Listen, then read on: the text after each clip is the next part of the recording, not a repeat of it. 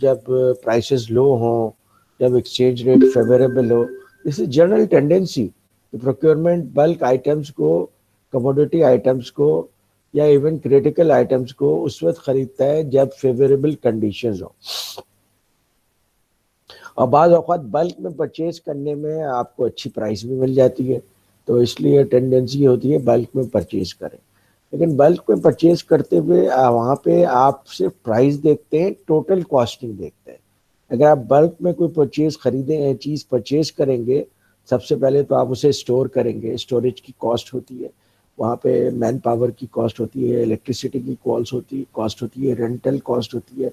फिर ज़ाहिर है वो आइटम्स जब आप इतने बल्क में खरीदेंगे तो उसमें ऑब्सोलेसेंस भी हो जाएगी, उसमें वेस्टेज भी होगा, डैमेज भी होगा। तो एज ए रिजल्ट में भी जो आपने गेन किया है लो प्राइस पे परचेज करके, वो वहाँ पे लूज हो जाए बिकॉज ऑफ अदर कॉस्ट। तो जब आप इस तरह परचेजेस करते हैं तो you need to consider other cost as well. और जाहिर है कि आपका जो टेंडेंसी होती है, परचेज की भी टेंडेंसी होती है, प्रोडक्शन की भी टेंडेंसी होती है कि ओवर परचेज कर लिया जाए। ओवर परचेज करने से क्या होगा कि कम से कम शॉर्टेज नहीं होगी, और शॉर्टेज नहीं होगी तो no one will blame them. But inventory में जो कॉस्ट इन्वॉल्व हो रही है उसकी रैशनलाइजेशन यहाँ पे नहीं है।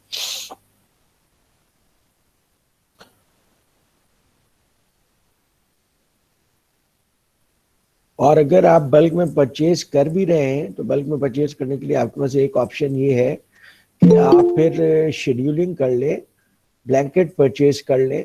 यानी परचेज ऑर्डर तो आप पूरी क्वांटिटी का दे दें, लेकिन उसकी डिलीवरी पूरे साल पे रखें। इन दैट केस वो आपके बहुत सारी जो प्रॉब्लम्स है related to bulk purchases sort out हो सकते हैं। जी जी आरिफ साहब। अच्छा सर, बल्क परचेजिंग जो है वो बेसिकली हम जब भी करते हैं ना, तो हम ये करते हैं कि फोरकास्टिंग पहले चेक करते हैं कौन सी ऐसी चीज़ है जिसकी एनुअल पे हम बहुत ज्यादा उसको रिपीट कर रहे हैं। जैसे टोनर्स हैं, अब वो बार बार बार हर 10 दिन बाद एमआरएस आ जाती है, फिर हम उसे प्रोक्योर करते हैं, फिर 15 दिन बाद एमआरएस आ जाती है, फिर प्रोक्योर करते हैं।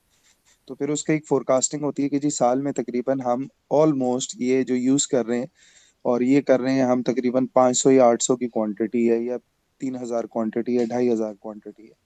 तो फिर उसके लिए ये क्या करते हैं, दो तरीके होते हैं। या तो हम उसे परचेज करके रख लें क्योंकि उसकी जो लाइफ है वो 2 साल 3 साल है, अगर आप उसे ओपन ना करें। और दूसरा ये होता है कि हम उसके साथ एक एनुअल कॉन्ट्रैक्ट कर लेते हैं जिसमें अमाउंट को लॉक कर देते हैं या क्वांटिटी को लॉक कर देते हैं। अमाउंट पहले सुपरसीड हो गई या क्वांटिटी सुपरसीड हो गई तो उसको टाइमली हम फिर उसको भेजते रहते हैं इंटीमेशन कि अब इतने भेज दें, अब इतने भेज दें, इतने भेज दें। उससे ही होता है कि आपका वेयर हाउस भी नहीं ज्यादा यूटिलाइज होता, स्टॉक वेंडर के पास ही पड़ा रहता, और उसको जब हमें यूज करना होता कर लेते हैं। लेकिन हम उसके साथ एक बाउंडेड कॉन्ट्रैक्ट कर लेते हैं जिसके बीच में हम फिजिबल होते हैं कि जब वो हमें डिलीवर करेगा वो उस हिसाब से करता रहेगा। तो राइट, ये आजकल ये एक्चुअली दोनों दोनों मेथोडोलॉजीज यूज होती हैं। मैंने लफ्ज यूज किया था ब्लैंकेट ऑर्डर। ब्लैंकेट ऑर्डर का एग्जैक्टली यही मतलब होता है। जी बिल्कुल सर। ठीक है, ठीक है। तो जब आप बल्क में परचेज करते हैं तो blanket order is a solution. जी ओके। मार्केट कंसिडरेशन है। मार्केट कंसिडरेशन क्या है कि you are purchasing from market. कुछ कुछ प्रोडक्ट्स ओवर सप्लाई होते हैं, कुछ प्रोडक्ट्स शॉर्ट सप्लाई होते हैं, कुछ प्रोडक्ट्स सीजनली शॉर्ट होते हैं, कुछ कुछ प्रोडक्ट्स सीजनली इन एबंडेंस अवेलेबल होते हैं, लाइक कोल हो गया या कॉटन हो गया। इस तरह की जितनी प्रोडक्ट्स खरीदते हैं उसके डिमांड और सप्लाई वक्त के साथ साथ वेरी करती रहती है with the passage of time. तो फिर आप उसकी प्राइसेस मॉनिटर करते हैं, एक्सचेंज रेट मॉनिटर करते हैं, और फिर उसके बाद आप कंसिडर करते हैं कि मार्केट के लिहाज से किस वक्त उसे परचेज किया जाए।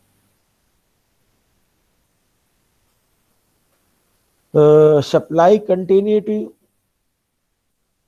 सप्लाई कंटिन्यूटी ज़ाहिर है एक इम्पॉर्टेंट मैटर है। जैसे पीआरएल के लिए जो है रॉ ऑयल की सप्लाई, क्रूड ऑयल की सप्लाई बहुत इंपॉर्टेंट है, उसकी कंटिन्यूटी होगी then they will work. Supply continuity पे हम बात कर चुके हैं। सप्लाई कंटिन्यूटी को मेक श्योर करने के लिए आप डिफरेंट ऑप्शंस रखते हैं, डिफरेंट सप्लायर्स रखते हैं, इवन डिफरेंट कंट्रीज में सप्लायर्स रखते हैं, ताकि एक कंट्री में प्रॉब्लम की सूरत में आप दूसरी कंट्री से परचेज कर सकें। और जब आपके सप्लायर्स रेगुलरली आपको परचेज कर रहे हैं आप उनके साथ, तो फिर आप उनके साथ इस तरह के प्रोग्राम्स करते हैं जैसे काइजन वगैरह। Kaizen is continuous improvement. तो उससे क्या होता है कि सप्लायर की प्राइसेस एब्रप्टली इंक्रीज नहीं होती, बल्कि कंटिन्यूस इम्प्रूवमेंट की वजह से आप काफ़ी हद तक कॉस्ट को कंट्रोल में रखते हैं। तो इस किस्म के प्रोग्राम्स हेल्प करते हैं। फिर one more thing is product development. Product development, जब आप प्रोडक्ट डेवलपमेंट कर रहे होते हैं उस वक्त आपके सप्लायर्स का बहुत इंपॉर्टेंट रोल होता है, बिकॉज आपके सप्लायर्स इनपुट देते हैं कि इन प्रोडक्ट को डेवलप करने के लिए जो मटेरियल उनकी जानिब से चाहिए, जो उनका पोर्शन है, how it will be developed, how design will be developed eight there and, how it can be simplified, how it can be made better, how a better material can be chosen for that। तो इस तरह की बहुत सारी चीज़ें जो है वो सप्लायर की तरफ से आती हैं, और इस तरह से डिज़ाइन एक तो बेहतर हो जाता है, दूसरा ये कि अगर आप बाद में सप्लायर को इन्वॉल्व करते हैं पोस्ट डिज़ाइन, और उसमें जो इश्यूज होते हैं उससे भी आप बच जाते हैं।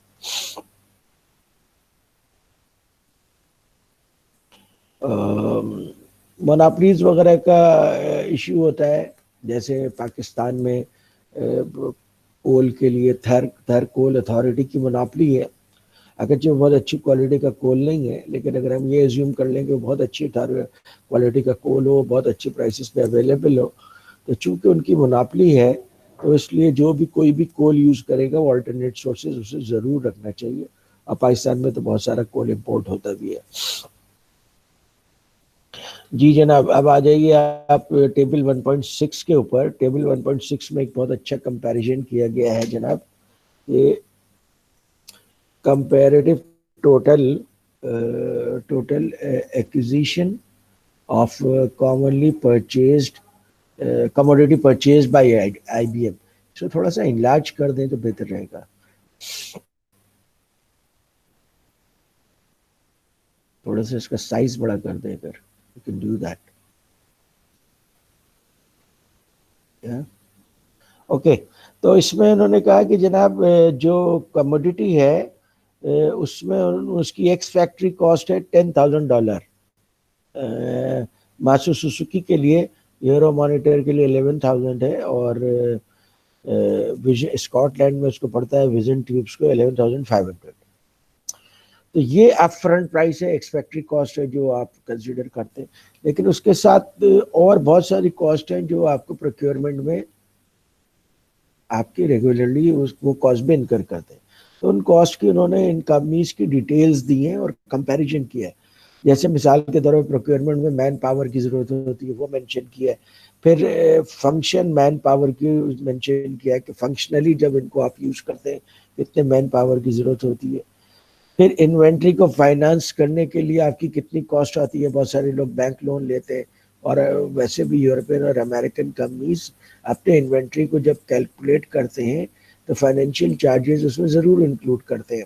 यानी व्हाट इफ अगर इस पैसे का ये that is basically opportunity cost of that money, कि अगर हम इस पैसे को इन्वेंट्री में नहीं लगाते तो हम इंटरेस्ट ले सकते थे, या इंटरेस्ट पे पैसे लेते तो हमें ये कॉस्ट पड़ती। तो इसलिए उन्होंने इन्वेंट्री फाइनेंस की कॉस्ट को भी इंक्लूड कर दिया, क्योंकि नॉर्मली वो बहुत ज़्यादा गियरिंग करते हैं, बहुत ज़्यादा वो डेट इक्विटी रेशियो रखते हैं। इसलिए उनके लिए बहुत इंपॉर्टेंट है कि वो कैलकुलेट करें कि इंटरेस्ट कॉस्ट क्या है। तो इसलिए उन्होंने इन्वेंट्री फाइनेंस की कॉस्ट रखी है। फिर कैपिटल टूलिंग जो यूज़ होती है उसकी कॉस्ट उन्होंने डाल दी है, जैसे फोर्क लिफ्टर वगैरह। फिर एयर फ्रेट पे पेनल्टी भी होती है कि अगर आपके पास सामान आ गया, आपने टाइमली उसको क्लियर नहीं कराया, यू पे penalty, that is air freight penalty. फिर वेंडर जो फ्रेट चार्ज करते हैं वो लिखा हुआ है। फिर फ्रेट आईबीएम का अपना एस्टिमेट क्या है जो आईबीएम को पड़ता है, क्योंकि आईबीएम भी तो जाहिर है कि उसे पोर्ट से अपने पास लेकर आता है, तो आईबीएम के चार्जेस हो गए। फिर उसके ड्यूटी चार्जेस हैं। फिर इंटेलेक्चुअल प्रॉपर्टी ऑफिस के चार्जेस होते हैं, अगर वो पेटेंटेड आइटम है तो इंटेलेक्चुअल प्रॉपर्टी ऑफिस में रजिस्टर होता है और उसके जो चार्जेस होते हैं वो आईपीओ चार्जेस हो गए। फिर कभी आईबीएम ऑर्डर को कैंसिल भी कर देता है, कैंसिलेशन चार्जेस होते हैं उसके। टोटल अपलिफ्ट कॉस्ट उसकी हो जाती है 5, यानी कि टोटल वहाँ खरीदने से लेकर इन्वेंट्री में रहने तक के चार्जेस हो गए 5,236। तो इस तरह से 15,236 का पड़ता है एक $10,000 की चीज, यानी तकरीबन 52% ज्यादा प्राइस होती है उसकी। इस प्राइस को हम आमतौर पे कैलकुलेट नहीं करते, लेकिन ये जब इन्होंने उसको कैलकुलेट किया तो उन्होंने देखा कि ये प्राइस ये है। और फिर आप अंदाजा कर लीजिए कि आईबीएम की जो प्राइस है, जो कॉन्ट्रैक्ट स्पेंड है यहाँ पे इस पर्टिकुलर केस में, that is $2 million, no $20 million। $20 million तो आप एक एनालाइज कर सकते हैं कि $20 million के स्पेंड करते हैं, तकरीबन उनको $32 million स्पेंड करने पड़ते हैं इन टोटल। ये है। इसी तरीके से उन्होंने जर्मनी वाले का एस्टिमेट किया है, इसी तरीके आपका स्कॉटलैंड के की कंपनी का भी एस्टिमेट किया है। तो आप देखेंगे सबसे ज़्यादा तो मात्सुजुकी पे कर रहा है, और ये दोनों तकरीबन बाकी जो दो कंपनीज हैं तकरीबन एक जितना पे कर रहे हैं। तो ये होती है कॉन्ट्रैक्ट की टोटल कॉस्ट या परचेज की टोटल कॉस्ट, और ये अंडरस्टैंडिंग प्रोक्योरमेंट मैनेजर के लिए बहुत बहुत इंपॉर्टेंट है। और अगर प्रोक्योरमेंट मैनेजर इसको नहीं करता तो फिर फाइनेंस वाला ये रोल प्ले करते हैं। और चूंकि प्रोक्योरमेंट अब फ्रंट पे है, procurement is a profit centre, तो प्रोक्योरमेंट को ये सारे चार्जेस कैलकुलेट करने चाहिए, और करते भी हैं बहुत सारे प्रोक्योरमेंट के लोग। ये जनाब इसकी टोटल कॉस्ट हमें पड़ी क्या क्या क्या पड़ी, तो देख लें आप, यहाँ पे उन्होंने कैलकुलेशन करके बता दिया कि $10 की चीज $15 की पड़ती है actually.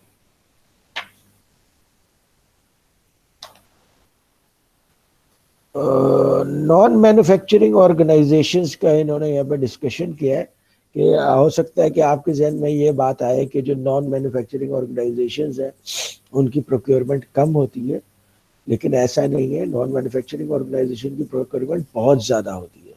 Consider Aga Khan hospital, they purchase so many things कि उनका बाकायदा एक प्रोक्योरमेंट डिपार्टमेंट है, और बहुत अच्छा प्रोफेशनल डिपार्टमेंट है उनका, जो पूरे आगा खान के लिए प्रोक्योरमेंट करता है। और ये इन्होंने यहाँ पे आपको एक जहाज बना करके दिखाया है कि एयरलाइन भी एक सर्विस इंडस्ट्री है, क्योंकि आप उससे टिकट खरीदते हैं और एक सर्विस यूटिलाइज करते हैं कि आप एक जगह से दूसरी जगह ट्रैवल करते हैं। तो इस सर्विस इंडस्ट्री में भी इन्होंने पूरा ये जहाज की तस्वीर दिखाई है, पूरा स्पेसिफाई किया हुआ है कि जनाब वो कितनी सारी चीज़ें प्रोक्योर करते हैं अपने एयरलाइन को चलाने के लिए। अगले पेज पे आ जाइए जनाब।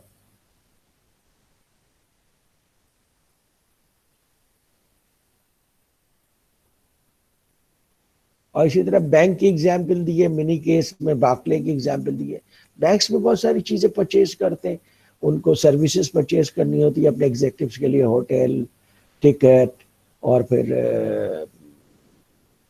कार्स, और अपने आउटलेट्स को अप टू डेट रखने के लिए सोफ़ा, और दूसरी और बहुत सारी चीज़ें, एयर कंडीशनर खरीदते हैं। तो दे परचेज लॉट मैनी थिंग्स। ये इसी तस्वीर पे रही है जी।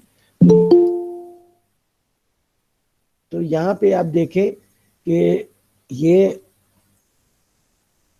इन्होंने जहाज को दिखाया है कि जहाज क्या क्या चीज़ें खरीदती है।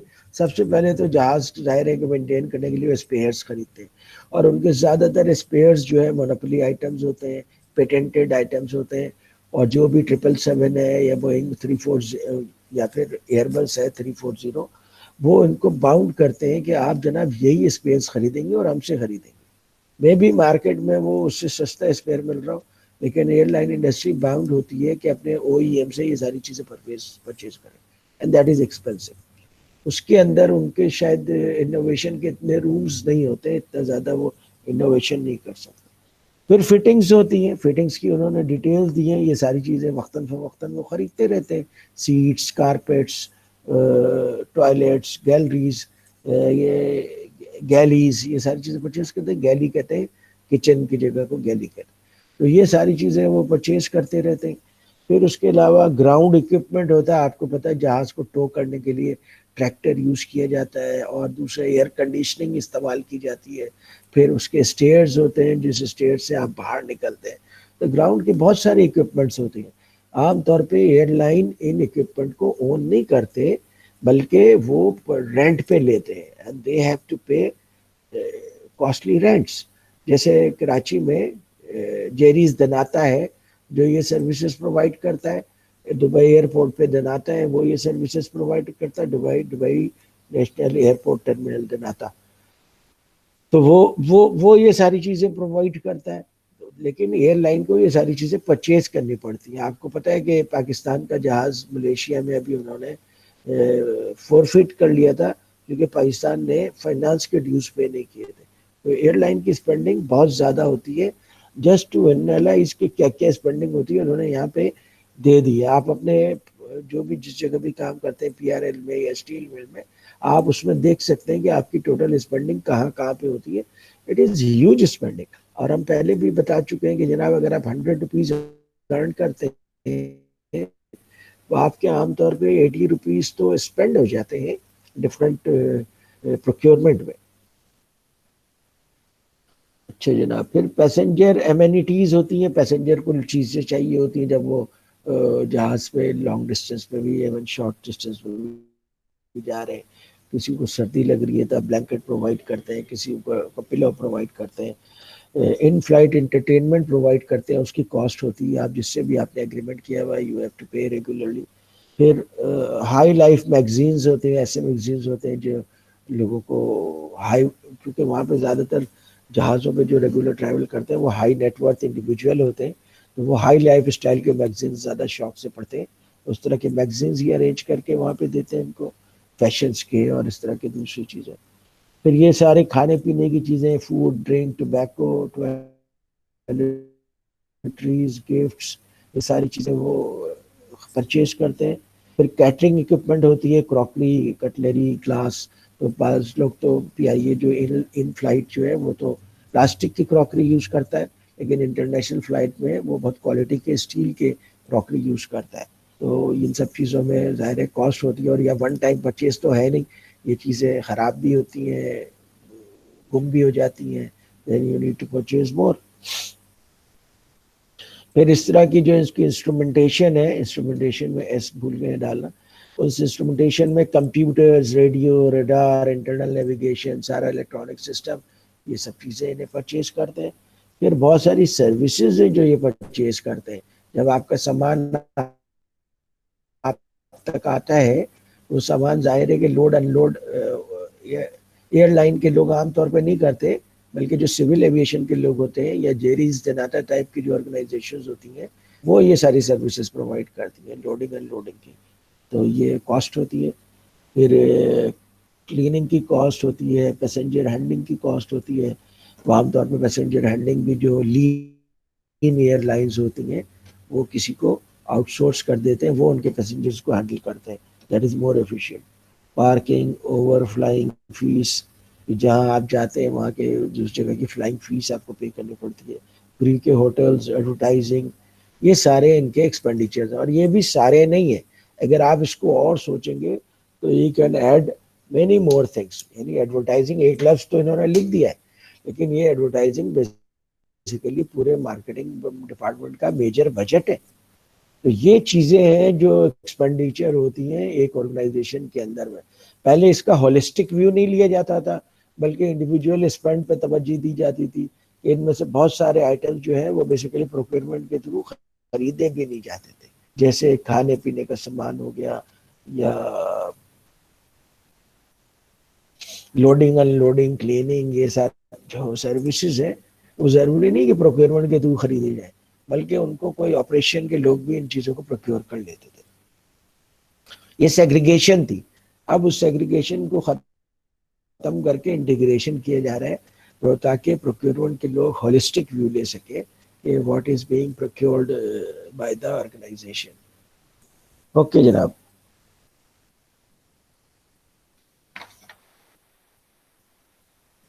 परचेजिंग डेवलपमेंट, इसमें स्लाइड पे आ जाएगी। परचेजिंग किस तरह से डेवलप हुई है, ये एक अच्छा इंटरेस्टिंग ये है कि परचेजिंग किस तरह से ओवर द इयर्स डेवलप हुई है। आप देखें कि 30 years ago सबसे पहला कॉन्सेप्ट ये था कि जो चीज़ भी परचेज करें आप लोएस्ट कॉस्ट पे परचेज करें, और ये एक्टिविटी क्लरिकल एक्टिविटी थी। आज भी आप सेपरा पेपरा की वजह से लोएस्ट कॉस्ट पे परचेज करते हैं, लेकिन यू उसको आप मैनूवर करते हैं ताकि आप बेहतर चीज़ ऑर्गेनाइजेशन के लिए परचेज कर सकें। और सप्लायर्स के साथ कोई इनोवेशन वगैरह का कॉन्सेप्ट ये था नहीं, सप्लायर्स को आप अपने से दूर रखते थे, और जब आप चीज़ डिज़ाइन कर देते थे फिर सप्लायर से डिस्कस करते थे कि जनाब ये स्पेयर पार्ट आपने हमें प्रोवाइड करना है। और रिएक्टिव होती थी। रिएक्टिव का क्या मतलब है कि जब आपको किसी ने रिक्वेजिशन दी तब आप काम करते थे, किसी को आप पहले से एंटिसिपेट नहीं करते थे कि जनाब मुझे ये चीज़ें परचेज करनी है। आखिर लास्ट ईयर भी इंजीनियरिंग वालों ने ये चीज़ें परचेज की थी मेंटेनेंस के टाइम पे। यू डिस्कस विद देम कि उन्हें क्या चीज़ें परचेज करनी है, क्या चीज़ें ऑलरेडी स्टॉक में है, क्या चीज़ें मैं लोकल मार्केट से कर सकता हूँ, किन चीज़ों को मुझे फॉरेन मार्केट से करना है। तो फॉरेन मार्केट के लिए मुझे थोड़ा सा इन एडवांस प्लानिंग करनी पड़ती है। तो ये प्रोएक्टिवली नहीं करते थे बल्कि रिएक्टिवली करते थे। अच्छा, परचेजिंग और सप्लाई वाज स्टिल 15 साल पहले भी ना लोएस्ट प्राइस तो पे फोकस करते थे, लेकिन अब उनको दूसरे फैक्टर्स का भी थोड़ा सा आइडिया हो गया कि क्वालिटी, डिलीवरी और ये चीज़ें भी इम्पॉर्टेंट होती हैं, और इसी तरीके से टाइमली आपको मिल जाए ना वो चीज़ें भी इम्पॉर्टेंट होती हैं। सप्लायर की रिलायबिलिटी इम्पॉर्टेंट होती है। तो 15 ईयर्स पहले ऐसा था। टुडे ये उन्होंने क्या किया है कि स्ट्रेटेजिक हो गया है, या आपको परचेजिंग स्ट्रेटेजिक हो गया है। बहुत सारी ऑर्गेनाइजेशन में ये बाकायदा अपने टॉप मैनेजमेंट के साथ मिल करके काम करते हैं, और अब क्लोज इन्वॉल्वमेंट है सप्लायर्स के साथ, खास तौर पे इस तरह की ऑर्गेनाइजेशन जैसे एप्पल है। एप्पल बहुत क्लोजली वर्क करती है अपने सप्लायर के साथ, क्योंकि एप्पल के लिए बहुत इंपॉर्टेंट है इस time to market and speed to market, कि कोई चीज़ इनोवेट करें, डिज़ाइन करें और विद इन 2 मंथ्स वो मार्केट में भी लेकर आ जाए। ये पॉसिबल नहीं है, जबकि वो सारा का सारा मैन्युफैक्चरिंग वो डिपेंडेंट है अपने सप्लायर्स के ऊपर। इसलिए वो सप्लायर्स को before time during design phase बहुत ज़्यादा इंक्लूड रखते हैं, अपने साथ अटैच रखते हैं। ऑटोमोटिव वाले भी यही कर रहे हैं। अब जितने भी बड़े बड़े मैन्युफैक्चरर्स हैं वो सप्लायर्स के साथ क्लोजली काम करते हैं। वॉलमार्ट बहुत क्लोजली काम करता है। तो जितने भी आप बड़े एग्जाम्पल्स देखेंगे they are working very closely with their suppliers.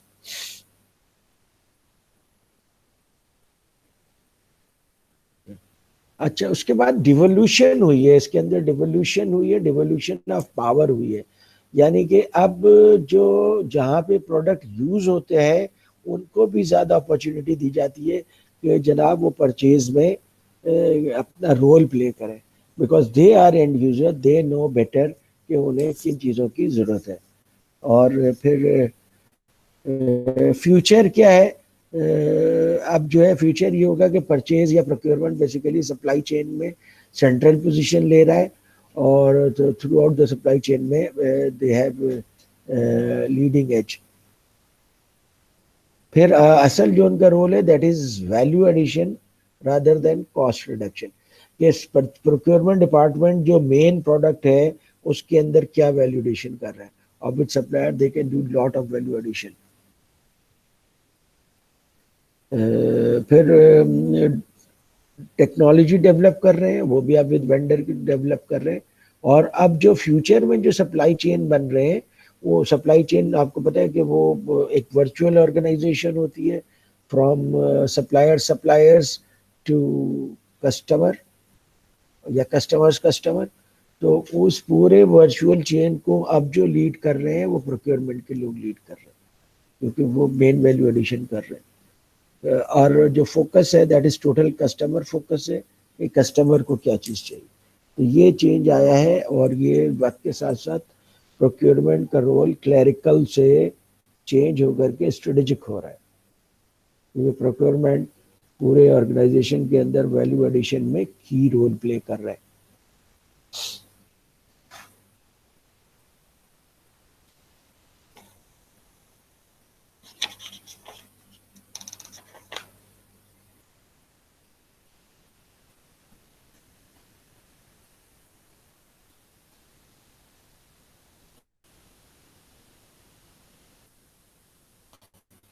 में इन्होंने बेसिकली डिफाइन किया है कि परचेजिंग का प्रोफाइल अगर आप चेक करना चाहते हैं कि परचेजिंग का प्रोफाइल इस वक्त किस स्टेज पे है, आप अपने ऑर्गेनाइजेशन में भी चेक कर सकते हैं कि जनाब परचेजिंग का प्रोफाइल अभी कहाँ पे है। तो परचेजिंग इन्फेंट स्टेज में भी हो सकता है और अवेकनिंग स्टेज में भी हो सकता है, डेवलपिंग में भी हो सकता है, मेच्योर में भी हो सकता है और एडवांस्ड स्टेज में भी। तो प्रोक्योरमेंट इन स्टेज में से किसी भी स्टेज में हो सकता है। हम उस ऑर्गेनाइजेशन को कहेंगे कि इस वक्त परचेजिंग उनकी या प्रोक्योरमेंट उनका इन्फेंट स्टेज पे है, जहाँ पे क्लरिकल वर्क है और वो रिएक्टिव काम करते हैं कि उनके पास रिक्विजिशन आती है, रिक्विजिशन को प्रोसेस कर देते हैं without any value addition from their own from them, और फिर वो परचेज करके एंड यूजर को दे देते हैं और समझते हैं हमारा काम खत्म हो गया। तो ये इन्फेंट स्टेज है प्रोक्योरमेंट डिपार्टमेंट का। जिस तरह से आप किसी भी ऑर्गेनाइजेशन को देख करके बता सकते हैं कि ये किस स्टेज के ऊपर है, कि अभी ये बच्चा है या बहुत बड़ा हो गया, मेच्योर हो गया, एडवांस हो गया, बिल्कुल इसी तरह से परचेजिंग डिपार्टमेंट को भी आप इस तरह से एनालाइज कर सकते हैं। और अवेकनिंग का मतलब ये होता है कि प्रोक्योरमेंट को अब इज नाउ रियलाइजिंग कि we have critical role to play, और थोड़ा थोड़ा वो क्रिटिकल रोल प्ले करना भी शुरू कर देते हैं। और ऑर्गेनाइजेशन में चूंकि पॉलिटिकल वार होती है, डोमिनेंट प्लेयर होते हैं, वो डोमिनेंट प्लेयर आमतौर पे मार्केटिंग होता है। मार्केटिंग के अलावा वो आपके यहाँ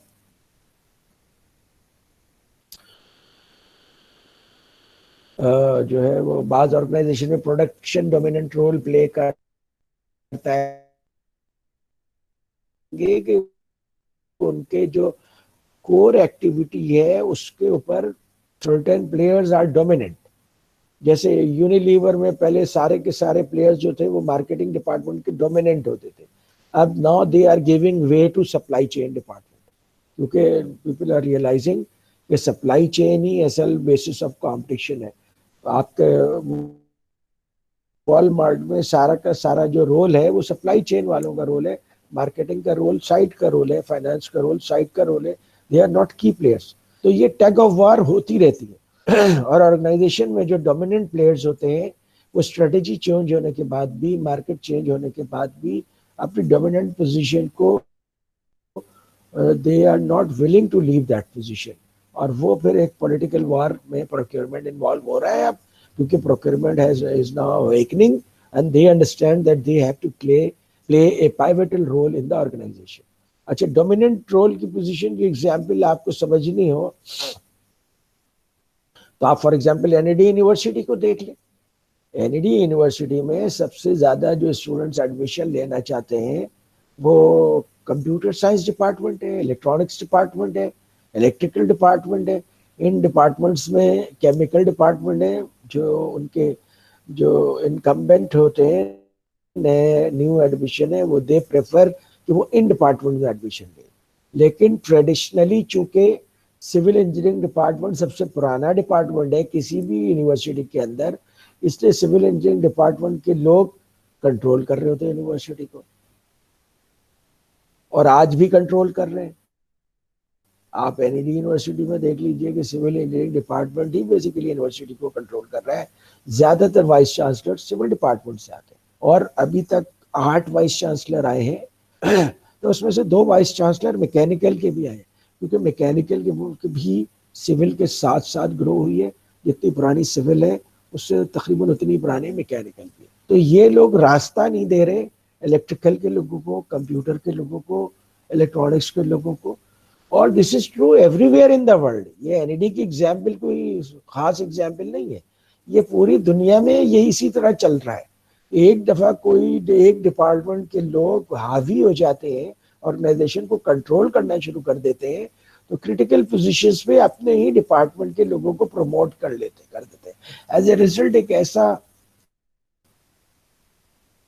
ऐसी कंटिन्यूटी बन जाती है कि दूसरे डिपार्टमेंट के लोगों को अपॉर्चुनिटी नहीं मिलती लीडिंग रोल प्ले करने के लिए, डिस्पाइट द फैक्ट कि मार्केट चेंज हो गई है और अब जो है वो उन लोगों को रास्ता देना चाहिए। जैसे ये कि जब इंडस्ट्रियल रेवोल्यूशन आया था तो सबसे पहले इंडस्ट्रियल रेवोल्यूशन में इंजीनियर्स का बहुत की रोल था। जितने भी बड़ी बड़ी ऑर्गेनाइजेशन थी लाइक फोर्ड मोटर या और भी उस जमाने की जितनी भी ऑर्गेनाइजेशन देख लें, उन सब के चीफ एग्जीक्यूटिव इंजीनियर्स हुआ करते थे। वजह यह है कि इंजीनियरिंग का प्राइमरी रोल होता है। उस जमाने में प्रोडक्शन के अंदर की रोल होता था, मेंटेनेंस में, ऑपरेशंस में, हर जगह इंजीनियर काम करते थे। तो इंजीनियर्स ही पूरी हर जगह पे कंट्रोल करते थे चीज़ों को। फिर एक वक्त आया है कि ये कंपनीज मल्टीनेशनल बन गई। जब मल्टीनेशनल बन जाते हैं तो आपको डिफरेंट करेंसीज में डील करना होता है, डिफरेंट अकाउंटिंग स्टैंडर्ड्स में डील करना पड़ता है, डिफरेंट रेगुलेटरी इन्वायरमेंट में डील करना होता है। तो फाइनेंस के लोगों का रोल प्रोमिनेंट हो गया, उसकी वजह से फाइनेंस सेंट्रल पोजीशन पे आ गया और इंजीनियरिंग को उन्होंने साइड में कर दिया। बहुत सारी ऑर्गेनाइजेशन में इंजीनियरिंग साइड में हो गई। जैसे एग्रो केमिकल्स है, एग्रो केमिकल्स में ईंट उठाओ तो 2 इंजीनियर निकलते हैं, लेकिन उनका चीफ एग्जीक्यूटिव वसद उमर था जो एमबीए है। तो उसके यानी उसके बाद फाइनेंस के लोग यानी चार्टर्ड अकाउंटेंट्स चीफ एग्जीक्यूटिव बनने लगे। फिर अकाउंटिंग भी काफी स्टैंडर्डाइज हो गई, इंटरनेशनल फाइनेंसेस का भी लोगों को पता चल गया, फॉरेन एक्सचेंजेस के ऊपर भी एक्सपर्टीज आ गई ऑर्गेनाइजेशन के पास। और ऑर्गेनाइजेशन के दरमियान कंपटीशन बहुत स्टिफ हो गया। कंपटीशन बहुत स्टिफ हो गया तो सेल्स की जरूरत पड़ी, सेल्स के लोग आ गए। फिर पता चला नहीं जनाब सेल काफी नहीं है, बल्कि आपको कस्टमर नीड को फोकस करना चाहिए। तो सेल्स के लोगों ने चालाकी से अपने आप को रीओरिएंट करके मार्केटिंग डिपार्टमेंट बना लिया, और मार्केटिंग वाले रूल करते थे। ज्यादातर ऑर्गेनाइजेशन के हेड्स जो है वो मार्केटिंग डिपार्टमेंट से आते थे। फिर उसके बाद जो है कंपटीशन और ज्यादा स्टिफ हो गया, प्राइस वार शुरू हो गई पुराने प्लेयर्स के दरमियान। तो फिर as a result supply chain prominent position पे आ गया। आजकल सप्लाई चेन के लोग काफी ऊपर की पोजीशन पे जा रहे हैं। तो ये वक्त के साथ साथ ये जो टग ऑफ वार है ये चेंज होता रहता है, और ये लोग चेंज नहीं करते तो बोर्ड ऑफ डायरेक्टर्स चेंज कर देते हैं, क्योंकि बोर्ड ऑफ डायरेक्टर्स तो ओनर्स हैं, उनका इंटरेस्ट ये है कि ऑर्गेनाइजेशन मोस्ट इफिशिएंटली रन हो। तब जब वो देखते हैं कि जनाब मोस्ट इफिशिएंटली रन होने के लिए सप्लाई चेन को मेन रोल देना चाहिए, वो सप्लाई चेन को मेन रोल दे देते हैं, ऑर्गेनाइजेशन को पूरा रिस्ट्रक्चर कर देते हैं और लोगों को हायर करते हैं, फायर करते हैं, ताकि ऑर्गेनाइजेशन कॉम्पिटिटिव रहे। लेकिन ये जनरल टेंडेंसी है। अगर बोर्ड ऑफ डायरेक्टर्स इंटरवीन ना करे तो ऑर्गेनाइजेशंस के अंदर जनरल टेंडेंसी है कि जो पुराने लोग जो डिपार्टमेंट्स होते हैं जिन्होंने रूल किया वो उसको डोमिनेंट पोजीशन को छोड़ने के लिए तैयार नहीं होते। आपको मैंने एनआईडी यूनिवर्सिटी की एग्जाम्पल दे दी, आप दूसरी यूनिवर्सिटीज में भी देखेंगे तो मोर और लेस यही पोजीशन चल रही है। सीबीएम चूंकि एक प्राइवेटली ओन्ड इदारा है और उसके जो बोर्ड ऑफ डायरेक्टर्स एक्टिव है, तो वहां पे जो चांसलर है वो कंप्यूटर का पीएचडी है, ठीक है। तो वहां पे वो लोग चेंज कर देते हैं। यहाँ पे चेंज करने के लिए आपको बहुत सारे स्टेप्स लेने पड़ेंगे, और गवर्नमेंट ऑर्गेनाइजेशन में आमतौर पे इतने सारे स्टेप्स लेने के लिए कोई भी आदमी तैयार नहीं होता।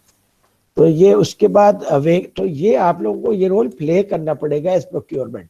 आप लोगों को ये फाइट लड़नी है, because this era is era of supply chain, और सप्लाई चेन के अंदर जो मेजर रोल है वो प्रोक्योरमेंट का। प्रोक्योरमेंट ही तो सब कर रहा है, प्रोक्योरमेंट ही तो सारी चीजें परचेज कर रहा है, प्रोक्योरमेंट ही तो वैल्यू एडिशन कर रहा है, प्रोक्योरमेंट ही तो वेंडर्स के साथ काम कर रहा है, प्रोक्योरमेंट ही तो नया प्रोडक्ट डिजाइन करके दे रहा है वेंडर्स के साथ मिल करके। वो नया प्रोडक्ट सेल होता है तो ऑर्गेनाइजेशन को ब्लड मिलता है, यानी उसको फ्यूल मिलता है, उसको पैसे मिलते हैं, तब ऑर्गेनाइजेशन रन होती है। लेकिन जाहिर है कि ये इट्स ए लॉन्ग फाइट। बहुत सारी ऑर्गेनाइजेशन में प्रोक्योरमेंट के लोग स्ट्रगल कर रहे हैं। रीजन इसके एक तो प्रोक्योरमेंट का डिपार्टमेंट छोटा होता है, दूसरा ये कि प्रोक्योरमेंट में पर्पसली ऐसे लोगों को रखा जाता है जो बहुत ज्यादा डायनामिज्म ना हो जिनके अंदर, क्योंकि डायनामिज्म होगा तो वो फिर फाइट करेंगे अपने रोल के लिए, अपने पोजीशन के लिए, ऑर्गेनाइजेशन में अपने स्पेस के लिए। But this fight is going on, और ये पॉलिटिकल वॉर हेल्दी है, इससे घबराना नहीं चाहिए। और पॉलिटिकल वॉर ऑर्गेनाइजेशन में चलती रहती है। मैंने आपको एग्जांपल दी एनईडी यूनिवर्सिटी की, ये एक तरह से पॉलिटिकल वॉर है कि और सिविल इस वक्त इसमें डोमिनेट कर रहा है। तो जब तक के इलेक्ट्रिकल इलेक्ट्रॉनिक्स के लोग अगर सबसे क्रीम को अपने पास एडमिशन दे रहे हैं, तो वहां के लोग अगर इसको फाइट नहीं करेंगे तो they will never get prominent position in NED university और एनीवेयर इन द वर्ल्ड। ये सिर्फ एनईडी का मसला नहीं है, दुनिया की बहुत सारी यूनिवर्सिटीज में इसी तरह होता है। इसी तरह से प्रोक्योरमेंट का है। प्रोक्योरमेंट अभी बैंक बेंच पे बैठी हुई है, की रोल प्ले कर रही है। तो ये अंडरडॉग है, अंडरडॉग जब तक के फाइट नहीं करेगा तो कैसे पता चलेगा। तो इसलिए प्रोक्योरमेंट के लिए अभी ये फाइट पूरी दुनिया के डायनामिक ऑर्गेनाइजेशंस में चल रही है, और प्रोक्योरमेंट का रोल बढ़ता जा रहा है। तो जो अगला रेल है वो डेवलपिंग का है, जो आप उसके साथ करते हैं। फिर उससे अगला रोल जो है वो मैच्योरिटी क्या है, जब प्रोक्योरमेंट डिपार्टमेंट एक पर्टिकुलर लेवल पे आ जाती है, तो मैच्योर लेवल पे आ जाती है, उससे अगला रोल एडवांस्ड है कि वो बिल्कुल latest state of the art technology को यूज कर रही है, प्रोमिनेंट रोल प्ले कर रही है। ऑर्गेनाइजेशन के की प्लेयर्स प्रोक्योरमेंट से होते हैं, just as in the case of Walmart. ठीक है, की प्लेयर्स कहाँ से हैं? प्रोक्योरमेंट से। तो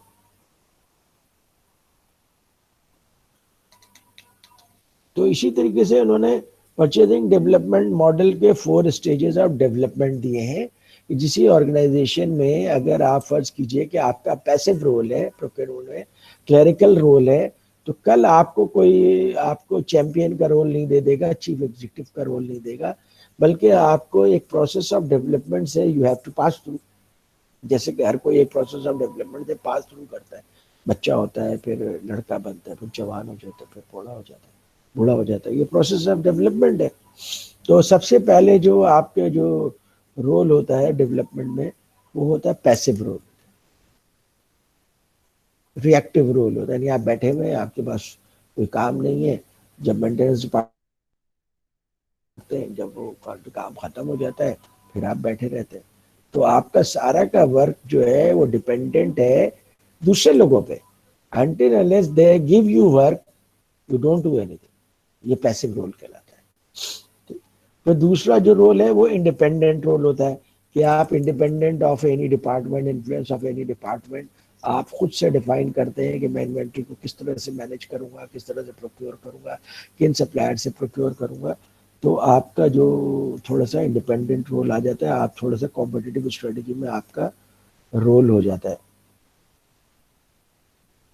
और फिर आपका रोल हो जाता है सपोर्टिव। सपोर्टिव से मुराद ये है, सपोर्टिव को कोई हल्का वर्ड नहीं समझिए यहाँ पे, कि आप सपोर्ट कर रहे होते हैं की dimensions of development of the organisation को। आप सप्लाई चेन को सपोर्ट कर रहे होते हैं, you are an integral part of the supply chain. आप प्रोडक्ट लाइफ साइकिल में सपोर्ट कर रहे होते हैं, प्रोडक्ट डेवलपमेंट में सपोर्ट कर रहे होते हैं, प्रोडक्शन में सपोर्ट कर रहे होते हैं। तो इन सारी चीज़ों में आपका की रोल होता है। इवन आपका मार्केटिंग में डोमिनेंट रोल होता है, because you tell to the marketing department कि जनाब किस तरह की प्रोडक्ट फ्यूचर में आ रही है, उसको किस तरह से मैन्युफैक्चर किया जा रहा है, वेंडर्स की क्या सपोर्ट है। तो जब आप ब्रीफिंग देते हैं तो marketing department gets an understanding या फ्यूचर की प्रोडक्ट्स किस तरह से आएंगी। उसके बाद जो रोल है that is integrative. Integrative role ये है कि फुली इंटीग्रेटेड होता है procurement department with the rest of the organisation, और की रोल प्ले कर रहा होता है, just as in the case of Walmart. तो ये और क्रॉस फंक्शनल टीम्स बन जाती हैं, क्रॉस फंक्शनल ट्रेनिंग्स हो जाती हैं, और प्रोक्योरमेंट के लोग क्रॉस फंक्शनल टीम्स का पार्ट होते हैं। जैसे प्रोडक्ट डेवलपमेंट के लिए क्रॉस फंक्शनल टीम बनती है, डिफरेंट डिपार्टमेंट से लोग आकर के उसमें इंक्लूड होकर के डिजाइनिंग करते हैं। मार्केटिंग का भी होता है, इंजीनियरिंग का भी होता है, प्रोडक्शन के भी लोग होते हैं उसके अंदर, अब उसमें प्रोक्योरमेंट के लोग भी होते हैं। तो cross functional team basically organisation के डेवलपमेंट के लिए काम करती है, एंड दिस इज ए की रोल। और यहीं पे जब आप अपने रोल को प्रूव करते हैं ऑर्गेनाइजेशन के सामने कि आप क्रिटिकल रोल प्ले करते हैं, तो आपको और ज्यादा प्रोमिनेंट पोजीशंस मिलने शुरू हो जाती हैं। अभी ये तो शुरू हो गया है कि सप्लाई चेन के लोग चीफ एग्जीक्यूटिव बन रहे हैं अब, और अब सप्लाई चेन में भी अब आप देखेंगे कि प्रोक्योरमेंट के लोग चीफ एग्जीक्यूटिव बन रहे हैं। अच्छा जनाब, ये आप देखें, ये इन्होंने आपको एक परचेजिंग डेवलपमेंट मैट्रिक्स, अगर आप अपनी ऑर्गेनाइजेशन को असेस करना चाहते हैं, तो जनाब ये पेज नंबर 37 पे आपकी ऑर्गेनाइजेशन किस स्टेज के ऊपर है, कहाँ तक आप पहुंच गए हैं, तो you use this purchasing development matrix. और इसमें उन्होंने वो 5 स्टेजेस बता दिए हैं जो हमने डिस्कस किए थे। इन्फेंट स्टेज है, अवेकनिंग स्टेज है, डेवलपमेंट स्टेज है, और मेच्योर स्टेज है, एडवांस स्टेज है। अच्छा जनाब, activity break down analysis. Activity break down analysis क्या है कि एक्टिविटीज जो हो रही हैं, की एक्टिविटीज ऑर्गेनाइजेशन की हो रही हैं, उसमें आपका रोल क्या है। आपका रोल पैसिव है, आपका रोल रिएक्टिव है, तो आप वहाँ इन्फ्रंट में अपने आप को एक पॉइंट, एक स्पॉट बना दें, ब्लैक स्पॉट बना दें। अगर आपका रोल एडवांस्ड है तो एडवांस पे आप एक स्पॉट बना दें। फिर इसी तरीके से परचेजिंग ऑर्गेनाइजेशन में स्ट्रक्चर कैसा है, बहुत एडवांस्ड है, और वहाँ पे आपने लोगों को अपने कोर बाइंग एरियाज के लिहाज से डिस्ट्रीब्यूट किया हुआ है कि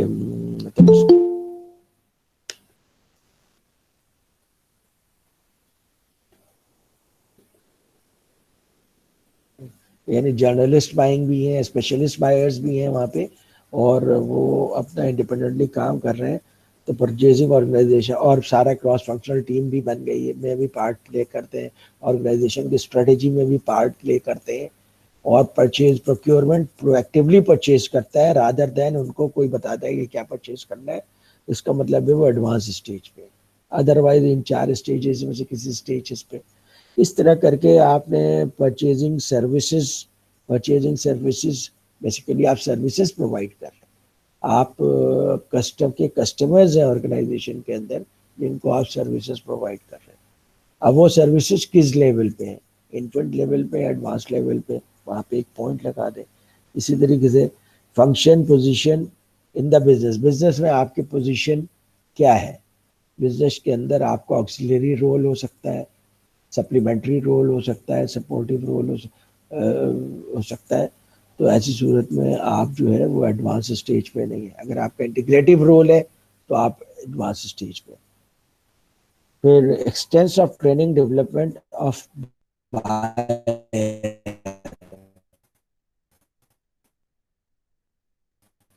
कि बायर बन है ताकि वो विद द पैसेज जब टाइम ज़्यादा से ज़्यादा ट्रेन हो रहे हैं अपने अपने एरियाज में।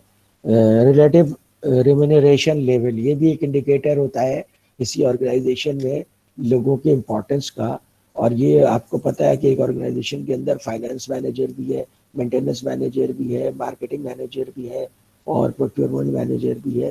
तो हो सकता है कि सबसे ज़्यादा सैलरी मार्केटिंग मैनेजर ले रहा हो, फिर फाइनेंस मैनेजर ले रहा हो, और फिर मेंटेनेंस मैनेजर ले रहा हो, और उसके बाद प्रोक्योरमेंट मैनेजर की सैलरी है। सारे मैनेजर एक लेवल के पीए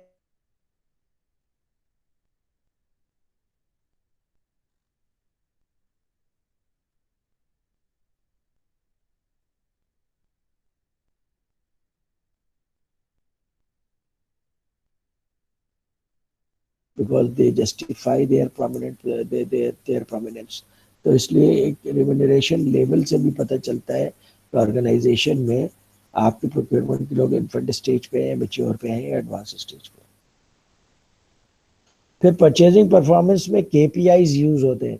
मुझे नहीं पता आप लोगों के यहाँ केपीआईज यूज होते हैं या नहीं होते, लेकिन senior management, top management purchasing को भी केपीआईज देती है कि quantity, quality, timely purchase, price, जो भी इंडिकेटर्स हैं उन सब के ऊपर परचेजिंग डिपार्टमेंट किस तरह परफॉर्म कर रहा है। तो केपीआईज पे जो है वो उनका परचेजिंग परफॉर्मेंस जो मेजर किया जा रहा है, तो हाउ दे आर परफॉर्मिंग। फिर इंफॉर्मेशन सिस्टम्स। अब इंफॉर्मेशन सिस्टम तो आपको पता है कि जब अगर आप एसएपी इम्प्लीमेंट कर देते हैं, पूरे ऑर्गेनाइजेशन में एडवांस किस्म का एक सिस्टम इम्प्लीमेंट हो गया। लेकिन प्रोक्योरमेंट डिपार्टमेंट उसको कितना ज़्यादा यूज कर रहा है, यूटिलाइज कर रहा है, that is important. Computer technology हो गया, आप ईडीआई यूज कर रहे हैं या इंटीग्रेटिव मॉडल्स यूज कर रहे हैं कि आपके सप्लायर्स आपके वेबसाइट का एक्सेस रखते हैं, आपके रेलेवेंट इन्वेंट्री का एक्सेस रखते हैं, और अकॉर्डिंगली वो खुद ब खुद से परचेज ऑर्डर जनरेट हो जाता है और वो अकॉर्डिंगली सप्लाई कर देते हैं, या वेंडर मैनेज इन्वेंट्री पे काम कर रहे हैं।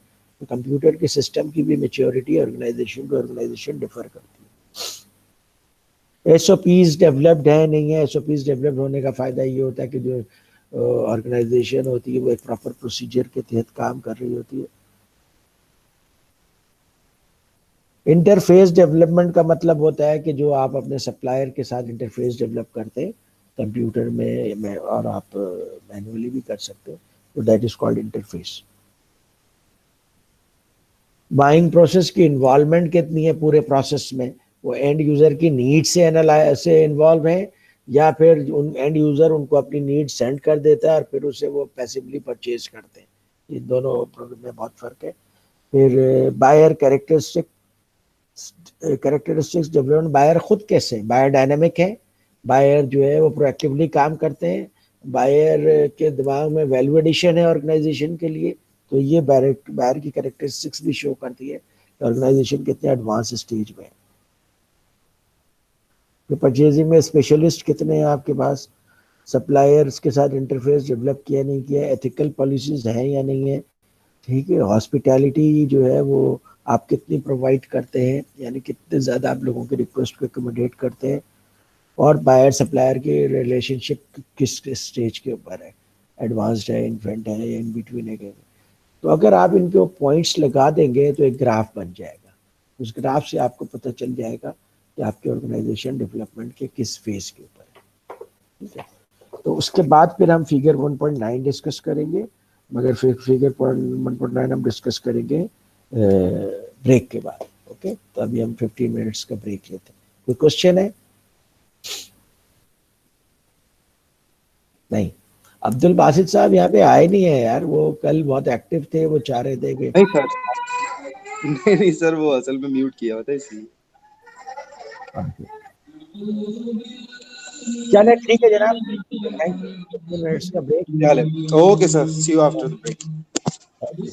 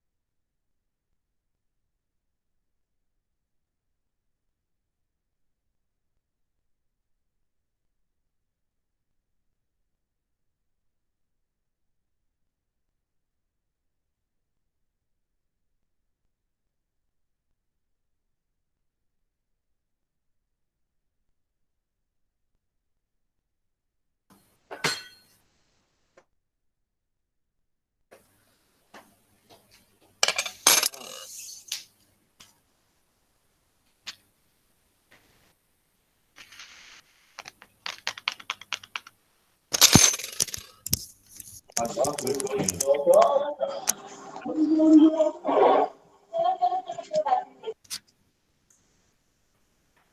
वालेकुम एंड वेलकम बैक। जी सर, वेलकम तो बैक।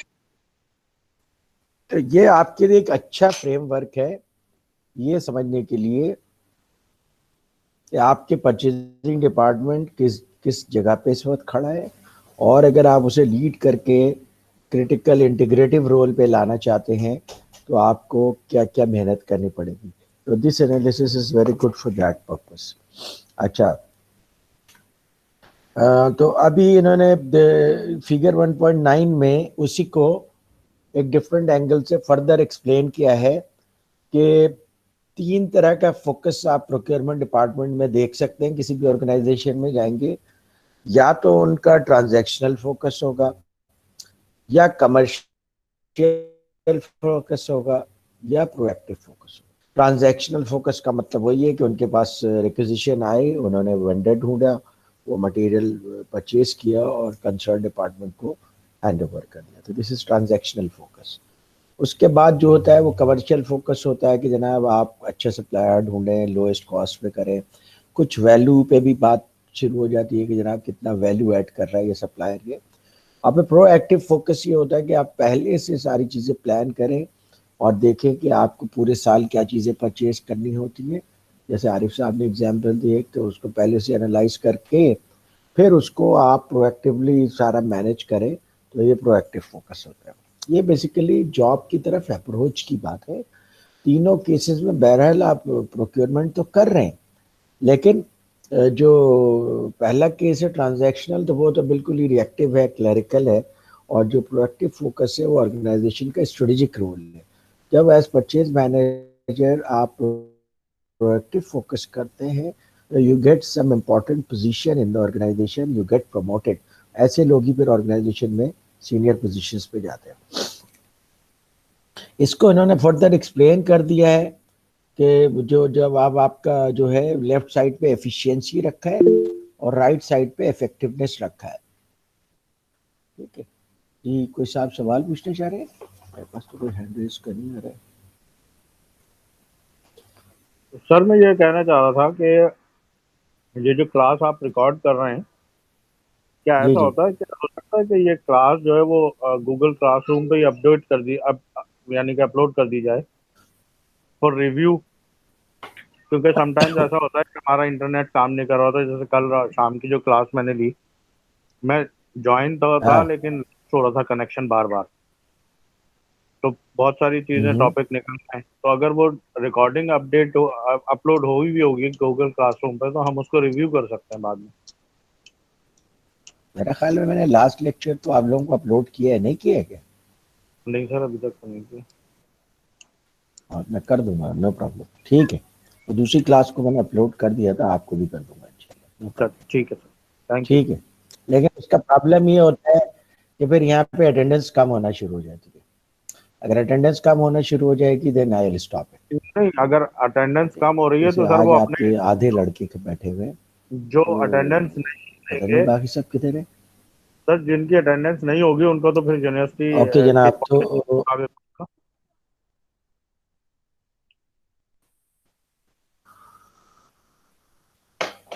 आपकी आवाज नहीं आ रही मोहित साहब। सर आवाज कट रही होगी, पता नहीं सर। अब आ रही है बेहतर है? जी, अगर हाँ आ रही है, अब सही आ रही है जी। अगर अटेंडेंस कम होती है ना तो it reflects bad on us. और फिर एनईडी की अटेंडेंस की पॉलिसी भी है जो पीजीडी पे वो इतने स्ट्रिक्टली इम्प्लीमेंट नहीं कर रहे। अदरवाइज 75% से कम अटेंडेंस होती है तो वो आपको एग्जाम में अपेयर होने से रोकते हैं, रोक सकते हैं, रोकते हैं बल्कि एनईडी में। और आपकी अटेंडेंस तो ऑटोमेटिकली रिकॉर्ड हो रही है, आपकी रिपोर्ट आ जाती है कि आपने कितने मिनट आज क्लास अटेंड किया। तो they can always take action. NED university इन चीज़ों को सीरियस लेती है, क्योंकि पीजीडी एक नया प्रोग्राम है, इसलिए उसको इतना ज़्यादा नहीं कर रहे। बट बहुत जल्दी वो शुरू कर देंगे, क्योंकि प्रोसीजर्स और पॉलिसीज तो सब एक जैसी होती है। If you will be attending class तो I will be uploading lectures. Okay, okay sir, thank you. Thank you. तो इन्होंने देखिए एफिशिएंसी और इफेक्टिवनेस के दरमियान एक रखा है एक्स एक्सिस को। एफिशिएंसी का मतलब ये है कि आप लोएस्ट प्राइस के ऊपर as soon as possible timely manner में आप प्रोडक्ट्स प्रोवाइड कर रहे हैं on the request of your customers, internal customers, तो दैट इज एफिशिएंसी। लेकिन ये कि जब आप जो है वो right, when you are doing right things, तो दैट इज इफेक्टिवनेस। तो इफेक्टिवनेस जो टॉप पोजीशन के ऊपर है ना, वो इफेक्टिवनेस देखी जाती है, क्योंकि एफिशिएंसी तो लोअर पोजीशन पे देखी जाती है कि जनाब इसको 8 आवर्स का काम दिया जाता है, 8 आवर्स में वो कितना काम करता है, तो that is his efficiency. Higher position पे इफेक्टिवनेस देखी जाती है। क्यों? क्योंकि आप बेसिकली कॉम्पीट कर रहे हैं अपने कॉम्पिटिटर्स के साथ, और आपके ऊपर बहुत सारे वेरिएबल्स अप्लाई होते हैं, socio economic, technological, governmental, legal, ये सारे आपके ऊपर फैक्टर्स अप्लाई हो रहे होते हैं। तो इन फैक्टर्स के दरमियान आप अपने ऑब्जेक्टिव को मैक्सिमाइज नहीं कर सकते, ऑप्टिमाइज करते हैं, और स्ट्रेटजीज भी ऐसे डेवलप की जाती है कि आप उनको ऑप्टिमाइज कर सकें। तो एज ए रिजल्ट इस लेवल के ऊपर इफेक्टिवनेस की ज्यादा इंपॉर्टेंस है कि are you able to get results और not, are you able to get your desired KPIs और नॉट। तो ये चीजों में है। तो इसलिए शुरू में आप देखिए कि हाई वैल्यू ऑफ ट्रांजैक्शन है। जब हाई वैल्यू ऑफ ट्रांजैक्शन है तो यहाँ पे एफिशिएंसी मैटर करता है, कोडिंग है यहाँ पे, फिर आहिस्ता आहिस्ता फिर सिस्टम डेवलपमेंट होते हैं, सिस्टम डेवलप हो रहा है, the now you are moving from efficiency to effectiveness. फिर optimal use of capital employed, इन्होंने maximum use of capital employed नहीं लिखा, बल्कि optimal use of capital employed लिखा है, क्योंकि you optimize when you are operating under various multiple variables, तो फिर ऑप्टिमाइजेशन करते हैं आप। जहाँ पे पॉसिबल है वहाँ पे आप कॉस्ट सेविंग कर रहे हैं, क्वालिटी इनिशिएटिव ले रहे हैं, supplier development programme, electronic data interchange शुरू कर दिया। तो यहाँ तक आपका कमर्शियल फोकस है। फिर उसके बाद आप आहिस्ता आहिस्ता प्रोडक्टिविटी फोकस की तरफ जाते हैं, स्ट्रेटेजिक फोकस की तरफ जाते हैं, जिसमें आपके लॉन्ग टर्म कॉन्ट्रैक्ट्स हैं, सिंगल सोर्स पे आप ज़्यादा काम कर रहे होते हैं, यानी 80% ऑफ द बिजनेस आपके सिंगल सोर्स पे होता है, और सिंगल सोर्स के साथ आप बहुत ही क्लोजली काम कर रहे होते हैं। एप्पल जैसे फॉर एग्जांपल कार की मार्केट में आ रहा है, तो वो उसका जो सप्लायर है कार का, वो सिंगल सोर्स है, दैट इज किया, because they cannot afford to develop multiple suppliers in this case। तो यहाँ पे वो सिंगल सोर्स पे काम कर रहे हैं। तो बाद चीजों में सिंगल सोर्स पे काम करना मेक सेंस। लॉजिस्टिक्स इंटीग्रेट हो जाती हैं। जब ये प्रोसेस हो जाता है तो अब प्रोक्योरमेंट डिपार्टमेंट प्रोएक्टिवली काम करता है, ऑर्गेनाइजेशन में की रोल प्ले करता है। और ये देखें कि यहाँ पे नीचे उन्होंने एक फोकस, ओवरऑल डिपार्टमेंट फोकस बता दिया है कि आप अगर ये सारी चीज़ें देखते हैं, फैक्टर्स देखते हैं, और आप समझते हैं कि फॉर एग्जांपल आपकी एग्जिस्टिंग पोजीशन यहाँ पे है लोअर पोजीशन पे, तो you can always make your KPI, you can always do benchmarking, क्योंकि ये बेस्ट प्रैक्टिसेस से बेंचमार्क्ड है ऑलरेडी, उन्होंने बेंचमार्किंग मेंशन की हुई है ऊपर वाली फिगर में। तो वो आप एक डिजायरेबल स्टेट को टारगेट कर सकते हैं।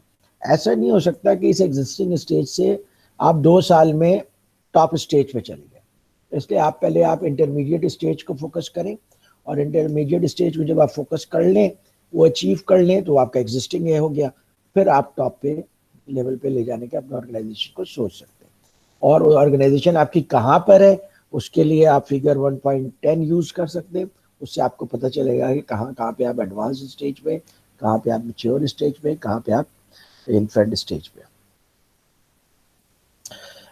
उसके बाद ये एक इम्पॉर्टेंट डिस्कशन है, आउटसोर्सिंग द परचेजिंग एक्टिविटी। तो ये अब सवाल है कि क्या जनाब परचेजिंग एक्टिविटी को आउटसोर्स किया जा सकता है? तो बाज ऑर्गेनाइजेशन के लिए इसका आंसर है यस, कि बाज ऑर्गेनाइजेशन अपनी परचेजिंग एक्टिविटी को आउटसोर्स कर देते हैं। देखिए दुनिया में खासतौर पे आउटसोर्सिंग का जो पायनियर है वो अमेरिका है, और अमेरिका को फॉलो करता है यूरोप। तो आउटसोर्सिंग जो है बिल्कुल ही पीक पे है वो अमेरिका में, and their businesses are getting benefit of that. Walmart पूरा आउटसोर्सिंग पे चल रहा है, एप्पल पूरा आउटसोर्सिंग पे चल रहा है, अमेजॉन पूरा आउटसोर्सिंग पे चल रहा है। तो बड़ी बड़ी कंपनीज जो है वो अपने बहुत सारे फंक्शंस आउटसोर्स कर देते हैं। सिर्फ जो स्ट्रेटेजिक फंक्शंस हैं उनके बारे में कहा जाता है जनाब इसको आप आउटसोर्स नहीं करें, नहीं कर सकते, क्योंकि जो आपका कोर कॉम्पिटेंस है या स्ट्रेटेजिक एरिया उसको आप आउटसोर्स कर देंगे तो वो डाइल्यूट हो जाएगा, और डाइल्यूशन के रिजल्ट में आप competitive advantage, you will lose your competitive advantage and you will be out of the market. तो इसलिए कोर एरियाज को आमतौर पर आउटसोर्स नहीं किया जाता।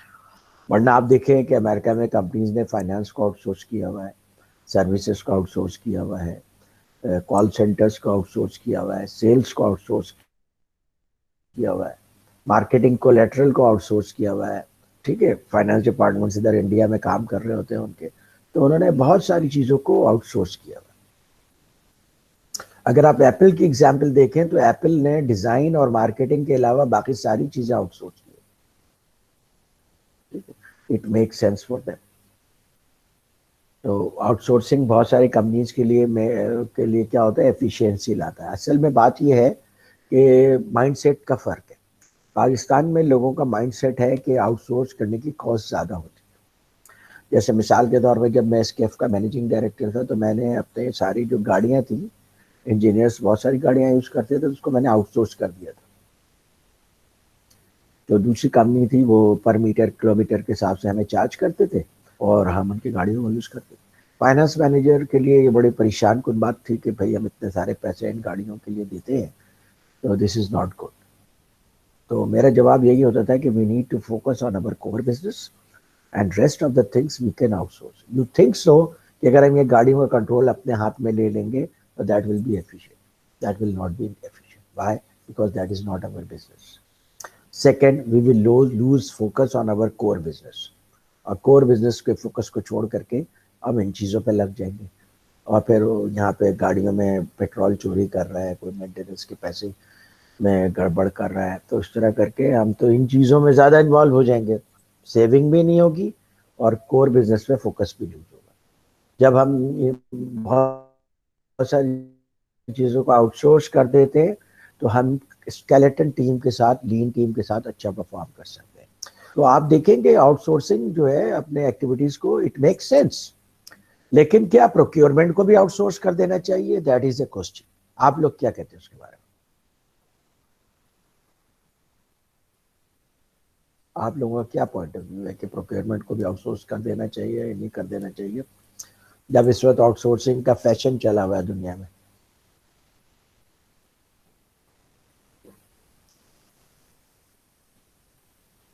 No sir. ओके उसामा, ठीक है, गुड।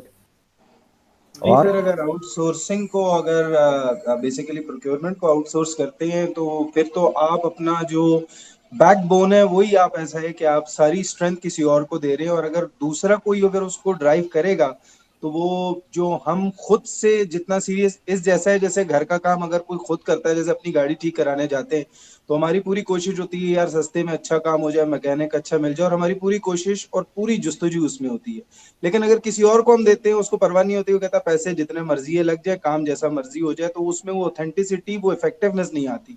तो ये तो एक ऐसा है कि सारा ड्राइव थ्रू बिजनेस ही प्रोक्योरमेंट के थ्रू है, और प्रोक्योरमेंट अगर आउटसोर्स हो गई तो समझे आपने बिजनेस को बिल्कुल ही दूसरों के हाथों में छोड़ दिया कि अब जैसे चले सो चले। तो it means you may lose your competitive advantage. ठीक है, यस जनरली बिल्कुल। इसीलिए प्रोक्योरमेंट को आउटसोर्स नहीं किया जाता। ठीक है, और प्रोक्योरमेंट का फंक्शन ऑर्गेनाइजेशन खुद परफॉर्म कर रही होती है।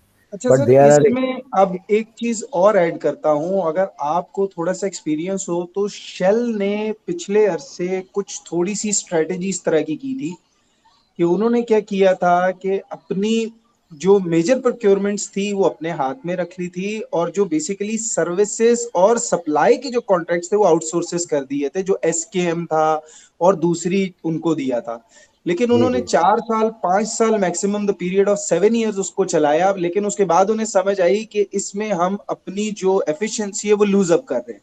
तो उसके बाद उन्होंने उसको दोबारा टेक ओवर वापस किया और फिर अपने प्रोक्योरमेंट में दोबारा बिल्टन करके दोबारा उसको रन करना शुरू कर दिया, और यही वजह थी कि शेल काफी हद तक बैकफुट पे चला गया था। और जिसमें काफी प्रॉब्लम्स भी अराइज हुई थी। तो उन्होंने अपना मेन कोर जो जो सर्विसेज से रिलेटेड कुछ प्रोक्योरमेंट थी या जिसमें वो उन्होंने आउटसोर्स की थी, जो एसकेएम करता था कुछ अर्से तक। ओके, तो उसामा साहब कह रहे हैं कि पेटी परचेजेस में इसको किया जा सकता है। तो परचेजिंग को भी कुछ ऑर्गेनाइजेशंस की एग्जांपल्स मौजूद हैं कि ऑर्गेनाइजेशंस आउटसोर्स करती हैं, ठीक है। जो शेल ने किया था वो उन्होंने परचेजिंग को आउटसोर्स नहीं किया था, सर्विसेज को आउटसोर्स किया था। कि वो जो कंपनी थी उसको उन्होंने अपने रिटेल आउटलेट्स की मेंटेनेंस वगैरह ये सब चीज़ें दे दी थी। प्रोक्योरमेंट आउटसोर्स करना सेंस वहां पे बनता है जहां पे procurement is not a major part and procurement is not a strategic part. जैसे बैंक्स है, बैंक अच्छा, मैं इसमें कुछ ऐड करना चाहूंगा। प्रोक्योरमेंट में आउटसोर्स की जो आपने बात की, जी जी इसमें आउटसोर्स करने का एक तरीका ये भी होता है और किया जाता है, और वो हमारे पास होता भी है। उसमें ये होता है लंप कॉन्ट्रैक्ट जो है वो प्रोक्योरमेंट कंस्ट्रक्शन और इंजीनियरिंग का दिया जाता है, आउटसोर्स किया जाता है। लेकिन उसमें लंप सम में टोटल उन लोगों को बता दिया जाता है कि क्या क्या परचेज किया जाएगा और किस स्पेसिफिकेशन का और किस क्वालिटी का, और लंप सम एक कॉन्ट्रैक्ट हो जाता है। तो उसमें जो है वो फिर क्वालिटी चेक खाली जो है वो मेन ऑर्गेनाइजेशन या हमारी ऑर्गेनाइजेशन कर लेगी। प्रोक्योरमेंट, कंस्ट्रक्शन और इंजीनियरिंग तीनों जो है वो सब कॉन्ट्रैक्ट कर दिए जाएंगे या आउटसोर्स कर दिए। वो तो प्रोजेक्ट्स पे किया जाता है ना, परमानेंट जी बेस सर, पे आप नहीं कर रहे, ठीक है। प्रोजेक्ट्स पे कर दिया जाता है कि आपको उन आइटम्स की एक्सपर्टीज नहीं होती है, या आपका जो परचेज डिपार्टमेंट है उसका इतना स्टाफ नहीं होता कि वो इस एडिशनल काम को टेकअप करे, तो इसलिए आप उसकी परचेजिंग को भी आउटसोर्स कर देते हैं। तो वो तो ऐसे ही बिल्कुल प्रोक्योरमेंट से रिलेटेड है, वो तो शॉर्ट टर्म है। लेकिन बिल्कुल ऐसे। प्रोक्योरमेंट के पूरे डिपार्टमेंट को आउटसोर्स किया जा सकता है या नहीं किया जा सकता है, तो ये देखा गया है कि कुछ ऑर्गेनाइजेशंस ने प्रोक्योरमेंट को आउटसोर्स किया है और इसके मिक्स्ड रिजल्ट्स हैं। खासतौर पे उस तरह की ऑर्गेनाइजेशन जिनमें प्रोक्योरमेंट मेन काम नहीं है और बहुत ही उसका एक माइनर पोर्शन है पूरे बिजनेस का, वहाँ पे आउटसोर्सिंग ऑफ प्रोक्योरमेंट में मेक सेंस। स्पेशलाइज्ड ऑर्गेनाइजेशंस को दे दें जिनका काम ही इन चीज़ों की प्रोक्योरमेंट है, तो they will do this better than yourself. जैसे कि बैंक्स कर सकते हैं कि अपने जितना भी स्टेशनरी की परचेजेस हैं, स्टाफ की सर्विसेज हैं, उसको आउटसोर्स कर देते, और करते भी हैं, बहुत सारी चीज़ें आउटसोर्स कर देते हैं वो।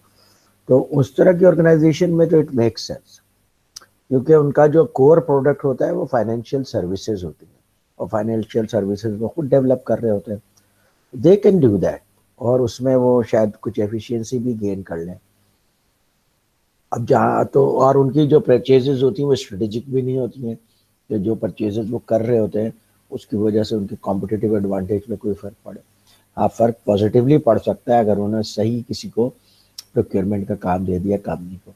और ऐसी कंपनीज होती हैं जो कि बहुत ही ज़्यादा उनकी एथिकल वैल्यूज़ हाई होती हैं और वो प्रोक्योरमेंट को काम को सही तरह से एग्जीक्यूट करते हैं। देयर आर सम एग्जांपल्स जो कि आप इंटरनेशनल मार्केट से देख सकते हैं कि प्रोक्योरमेंट को आउटसोर्स किया गया है, दैट इज़ रनिंग वेल। लेकिन जर्नली आई वुड से कि 99% ऑफ द ऑर्गेनाइजेशंस जो है वो प्रोक्योरमेंट को आउटसोर्स नहीं करते हैं और न करना चाहिए, क्योंकि जैसा कि आप लोग कह रहे हैं कि ये क्रिटिकल एरिया है, और of course it is critical area.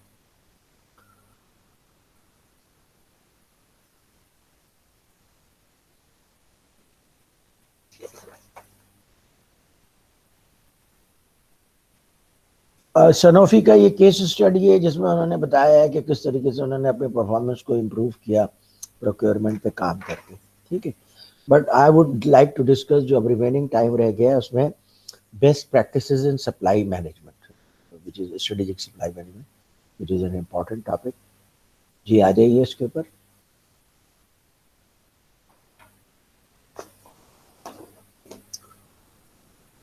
Ji this one, ठीक है। तो ये क्या कह रहे हैं, सबसे पहले कह रहे हैं कि स्ट्रेटेजिक सप्लाई मैनेजमेंट में सबसे पहले प्रैक्टिस क्या है, आइडेंटिफाई,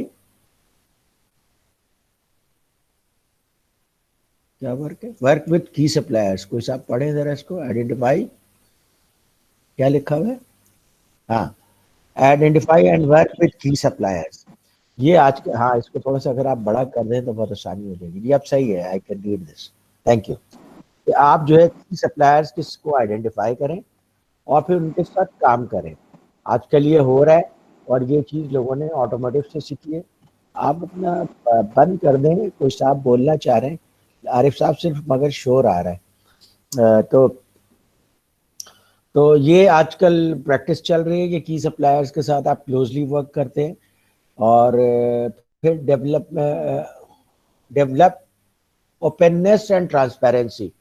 पहले सप्लायर्स के साथ आप इंफॉर्मेशन शेयर नहीं करते थे, आप सप्लायर के साथ रेलेवेंट इंफॉर्मेशन शेयर करते हैं और उनके साथ जो ऑपरेशन रखते हैं, रिलेशनशिप रखते हैं, वो ट्रांसपेरेंसी पे बेस्ड होती है।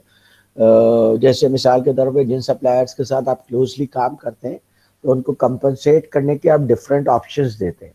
एक ऑप्शन ये भी होता है कि आप लोएस्ट कॉस्ट पे प्रोड्यूस करें, उस कॉस्ट के ऊपर हम आपको एक मार्जिन देंगे, 10% 12% जो भी मार्जिन सेटल हो जाता है, और उसके अलावा हम कॉस्ट रिडक्शन पे we will give you bonus as well. तो ये सप्लायर को इंसेंटिव मिल जाता है और सप्लायर के लिए चूंकि बिजनेस सिक्योर हो जाता है तो उनके लिए बेहतर है। फिर align system with strategic initiatives, जो आपके स्ट्रेटेजिक इनिशिएटिव्स हैं, आपका सिस्टम उसके साथ अलाइन होना चाहिए। देखिए जो आपने लास्ट सेमेस्टर में पढ़ा था कि जैपनीज जो है मुसलसल वेस्ट एलिमिनेशन करते रहते हैं। अगर आपके ऑर्गेनाइजेशन में ऐसे सिस्टम्स हैं जो वैल्यू एडिशन नहीं करते या जिनका ताल्लुक कस्टमर सर्विस से नहीं है, कि जैसे आप कस्टमर को सर्व कर रहे हो, उससे कोई ताल्लुक नहीं है, तो वो जैपनीज के नज़दीक वेस्ट होता है और इस वेस्ट को वो एलिमिनेट करते रहते हैं। और आप जो भी काम करते हैं बेसिकली आपका फोकस होता है स्ट्रेटेजिक इनिशिएटिव। ये जो अमेरिकन आउटसोर्स कर रहे हैं चीज़ें, वो इसी वजह से कर रहे हैं कि जिनको फंक्शंस का ताल्लुक कोर फंक्शन से नहीं है या स्ट्रेटेजिक इनिशिएटिव से नहीं है, तो we should not waste time in those functions, बल्कि हम अपना सारा का सारा जो फोकस रखें अपने स्ट्रेटेजिक इनिशिएटिव पर। And that's why their companies are doing wonders. दुनिया की जो लार्जेस्ट कॉरपोरेशंस लास्ट 30 ईयर्स में आई हैं और पाकिस्तान दुनिया के सामने, उनमें से ज़्यादातर का ताल्लुक अमेरिका से, और वो कंपनियां बड़ी हो जाती हैं लेकिन अपने कोर बिजनेस पे ही फोकस करती हैं। वॉलमार्ट कितनी बड़ी कंपनी है, $550 बिलियन का उसका रेवेन्यू हो गया, but still they are focusing on retail. ठीक है, वो उससे इधर उधर नहीं जा रहे। Articulate mutual goals. देखिए जब आप म्यूचुअल, अब तो ये एचआर वाले एम्प्लॉयज़ के साथ भी कर रहे हैं, ये एम्प्लॉयज़ को अपॉर्चुनिटी देते हैं कि जनाब जो आपकी गोल्स हैं वो भी आप परस्यू करें, वी विल फैसिलिटेट यू। जैसे मिसाल के तौर पर आप हायर स्टडीज़ करना चाहते हैं तो एचआर आपको सपोर्ट करती है, और इस तरह से दोनों ऑर्गेनाइजेशन भी ग्रो करती है और इंडिविजुअल भी ग्रो करता है। तो ये कहलाता है mutual growth.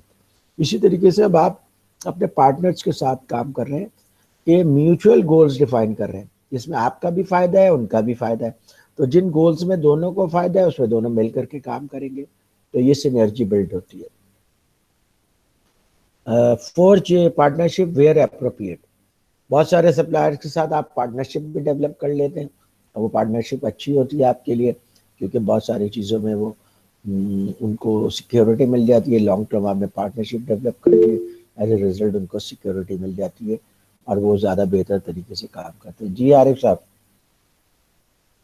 Forge partnership with जी। एक पार्टनरशिप का एक और भी निकलता है, जैसे फॉर एग्जांपल अगर हमने कोई वेंडर को बुलाया है और वो कोई जॉब परफॉर्म कर रहा है और वो एक टर्न की बेसिस पे है, तो उसके बीच में हम उसे डिसाइड करते हैं। जैसे फॉर एग्जांपल अगर कोई मास्टर मीटर लाइन पे लग रहा है फॉर दी जो उसको काउंटेबिलिटी ऑफ फ्यूल और ये सारी चीजें, तो उसके साथ उसका स्कोप ऑफ वर्क डिफाइन करते हैं। तो हम उससे एक पार्टनरशिप करते हैं कि इलेक्ट्रिकल वर्क सारा हम कर लेंगे, इसके बीच में जितना लाइन फैब्रिकेशन वर्क है वो हमारा होगा, आप इंस्टॉलेशन करेंगे, इसकी अर्थिंग बनाएंगे, इसका ये करेंगे। तो उसमें एक स्कोप ऑफ वर्क में एक आपस में मिलके एक टू एंड फ्रो बन जाता है, जिसमें हमने क्या टास्क करने और आपने क्या टास्क करने हैं, ताकि इन ऑर्डर टू कल को कोई उसका फेलियर या प्रॉब्लम ना आए। तो इसको भी हम इन टर्म्स ऑफ पार्टनरशिप कह सकते हैं कि दोनों मिल के उस टास्क को परफॉर्म कर रहे हैं, हमारी कंपनी और जो वेंडर की कंपनी है वो भी।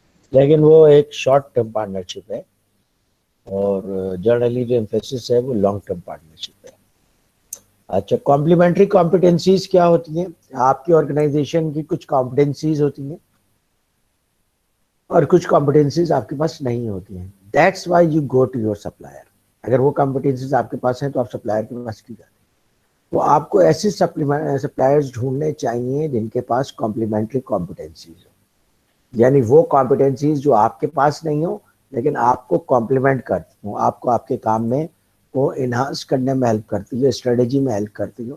तो ऐसे पार्टनर्स ढूंढने की आजकल ज़्यादा ढूंढ रहे हैं लोग, और कॉम्प्लीमेंट्री के कॉम्पिटेंसी वाले पार्टनर्स आते हैं, दैट इज मोर सक्सेसफुल। ठीक है, एम्प्लॉय डेडिकेटेड कॉम्प्लीमेंट्री एसेट्स। ठीक है, ये आपके कॉम्प्लीमेंट्री एसेट्स हैं। मिसाल के तौर पे टोयोटा गाड़ी बनाती है लेकिन उनका जो बम्पर है वो नहीं बनाते, कोई और कंपनी है जो बम्पर बनाती है, उसके साथ उन्होंने लॉन्ग टर्म पार्टनरशिप की हुई है, तो बेसिकली तो वो टोयोटा के लिए गाड़ी बना रही है ना, तो ये उनका कॉम्प्लीमेंट्री एसेट हो गया। और इस तरह करके आप अपनी ऑर्गेनाइजेशन की को लेवरेज करते हैं। तो बहुत सारे काम जब आप आउटसोर्स कर देते हैं तो उन चीज़ों के ऊपर आपको फाइनेंस करने की ज़रूरत नहीं पड़ती है, but you get all the benefit, so that is complementary asset. Employ appropriate technology is obvious. Use appropriate technology systems. इसमें सिर्फ एक चीज बात समझने की है कि लोग आमतौर पे जब टेक्नोलॉजी का जिक्र करते हैं तो state of the art technology और इस तरह की बातें करते हैं। दिस में not be the case in all circumstances. सब जगह, कुछ जगहों पे तो सिंपली आप एक अप्रोप्रिएट टेक्नोलॉजी यूज करें। जैसे पेप्सी कोला अगर कहे कि we are using state of the art technology, तो आप हंसेंगे, इसलिए कि उनको state of the art technology की क्या जरूरत है। वो तो बॉटल को वॉश कर रहे हैं, क्लीन कर रहे हैं और फिर उसमें लिक्विड डाल रहे हैं, तो उसके लिए, और उसको फिर बॉटल कर रहे हैं, उनको लॉक कर रहे हैं। They don't need state of the art technology. हाँ, अगर इंटेल कहता है कि we are using state of the art technology, it makes sense. इसलिए टेक्नोलॉजी के यूज में याद रखिए, दो चीजें याद रखिए। एक तो ये कि टेक्नोलॉजी अप्रोप्रिएट होनी चाहिए, एंड सेकंड जो आपके ऑर्गेनाइजेशन के लोगों की कैपेबिलिटी है उसके मुताबिक होनी चाहिए, otherwise it will not work. ठीक है, पीएसओ ने एसएपी इम्प्लीमेंट किया हुआ है लेकिन पार्टली यूज कर रहे हैं उसको। जब तक के लोग ट्रेन नहीं होंगे एसएपी कैसे यूज करेंगे। अच्छा जनाब, शेयर कॉम्पिटेंसीज एंड रिसोर्सेज। जाहिर है कि आप उनके कॉम्पिटेंसीज एंड रिसोर्सेज यूज कर रहे हैं, और आजकल ये तो बहुत ज़्यादा स्ट्रेटेजिक लीवरेज इसके ऊपर लिया जा रहा है। और जितनी भी इस तरह की कंपनीज हैं लाइक बाइकिया, करीम, एयरबीएनबी, इवन वॉलमार्ट, ये दूसरों के रिसोर्सेज यूज कर रहे हैं। पूरी दुनिया के मैन्युफैक्चरिंग प्लांट्स वॉलमार्ट के लिए मैन्युफैक्चर कर रहे हैं, तो ये दूसरों के रिसोर्सेज यूज कर रहे हैं। इसी तरीके से करीम जो है, उनकी अपनी कोई गाड़ियां नहीं है, अपना कोई ड्राइवर नहीं है, लेकिन उनके पास लाखों गाड़ी और ड्राइवर हैं, और वो उन एसेट्स को स्ट्रेटेजिकली यूज कर रहे हैं। तो ये एरा ही ऐसा है कि आप दूसरों के एसेट्स को यूज करके अपना कॉम्पिटिटिव एडवांटेज गेन करते हैं। तो प्रोक्योरमेंट इसमें बहुत की रोल प्ले कर सकता है। सप्लायर्स के जो रिसोर्सेज हैं उनको अपने ऑर्गेनाइजेशन के लिए स्ट्रेटेजिकली यूज करें। कॉमन लैंग्वेज का मतलब ये हुआ कि आप सप्लायर की बात समझ सकते हो, सप्लायर आपकी बात समझता हो। आमतौर पे ऐसे होता है कि सप्लायर जो है वो आपकी ऑर्गेनाइजेशन के मुकाबले में इतना मेच्योर नहीं होता, इतनी उसकी टेक्नोलॉजी एडवांस नहीं होती, इतने उसके लोग एजुकेटेड नहीं होते, एक्सपीरियंस नहीं होते। तो जब आप किसी के पास साथ पार्टनरशिप करते हैं तो हॉट पार्टनरशिप नहीं चलती है, बल्कि अब आप अपने पार्टनर को ट्रेन करना पड़ेगा, उनको एजुकेट करना पड़ेगा, ताकि वो आपके लेवल पे आकर के काम कर सकें, तभी आप उनके साथ कोई रिजल्ट अचीव कर सकें। तो आजकल कर रहे हैं लोग वेंडर्स के ऊपर काम बहुत ज़्यादा क्लोजली। तो एम्फसाइज म्यूचुअल बेनिफिट्स, ठीक है, इम्प्लीमेंट काइजन, काइजन इम्प्लीमेंट करें, तो कर रहे हैं बहुत सारे organisation. Remove decoupling points. Actually आप अपने सप्लायर के साथ कपल्ड हैं। जी जनाब, बोले साहब। सर बेसिकली जो काइजन है ये जापानीज वर्ड है ना, जिसका मतलब है कि कंटिन्यूअस कंटिन्यूस इम्प्रूवमेंट। इम्प्रूवमेंट या चेंज लाना या बेटरमेंट की तरफ हमेशा वर्क करते रहना। There is always a room for the betterment when you are standing at 100%, तो आपको लगता है और भी इम्प्रूवमेंट है, जी जी तो इम्प्लीमेंट काइजन का मतलब वही होगा।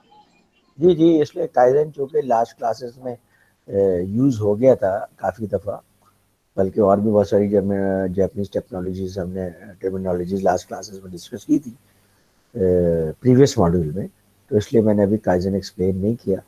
काइजन मीन्स कंटिन्यूस इम्प्रूवमेंट, और continuous small step wise improvement, और उसमें सारे लोग इन्वॉल्व होते हैं, अपना प्रपोजल देते हैं, और प्रपोजल एक्सेप्ट हो जाता है तो उसे इम्प्लीमेंट करते हैं, टीम को रिवॉर्ड किया जाता है, सेलिब्रेट्स भी टीम करती है, क्योंकि जापानीज इंडिविजुअल्स को रिवॉर्ड नहीं करते बल्कि उनका सिस्टम टीम रिवॉर्ड का है।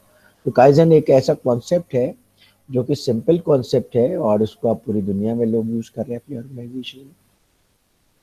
डीकपलिंग पॉइंट कहते हैं कि वो पॉइंट जिसकी वजह से आपकी रिलेशनशिप खराब हो जाए, जैसे आपके पंप्स में कपलिंग होती है जिसकी वजह से आप पंप और मोटर को अलाइन करते हैं, पंप मोटर पंप को ड्राइव करता है उस कपलिंग की वजह से पावर ट्रांसमिट करता है। तो जब आप अपने पार्टनर के साथ कपल्ड होते हैं, कपलिंग सही काम कर रही होती है तो सही पावर ड्राइव होती है, और अगर कपलिंग सही काम नहीं करे, कपलिंग डीकपल हो जाए तो फिर जाहिर है कि वो स्पीड नहीं आ सकती और रुक जाएगी गाड़ी, मशीन रुक जाएगी, पंप रुक जाएगा। तो आपके भी और अपने पार्टनर के रिलेशनशिप में भी बहुत सारी चीज़ें ऐसी होती हैं, कभी लो पॉइंट आता है, कभी डिमोटिवेशन हो जाती है, कभी आपके डिसीजन उनको अच्छे नहीं लगते, कभी जो आप प्राइस उनको ऑफर करते हैं they accept that but they don't like that, या जो आपकी कंडीशंस होती हैं they don't like that.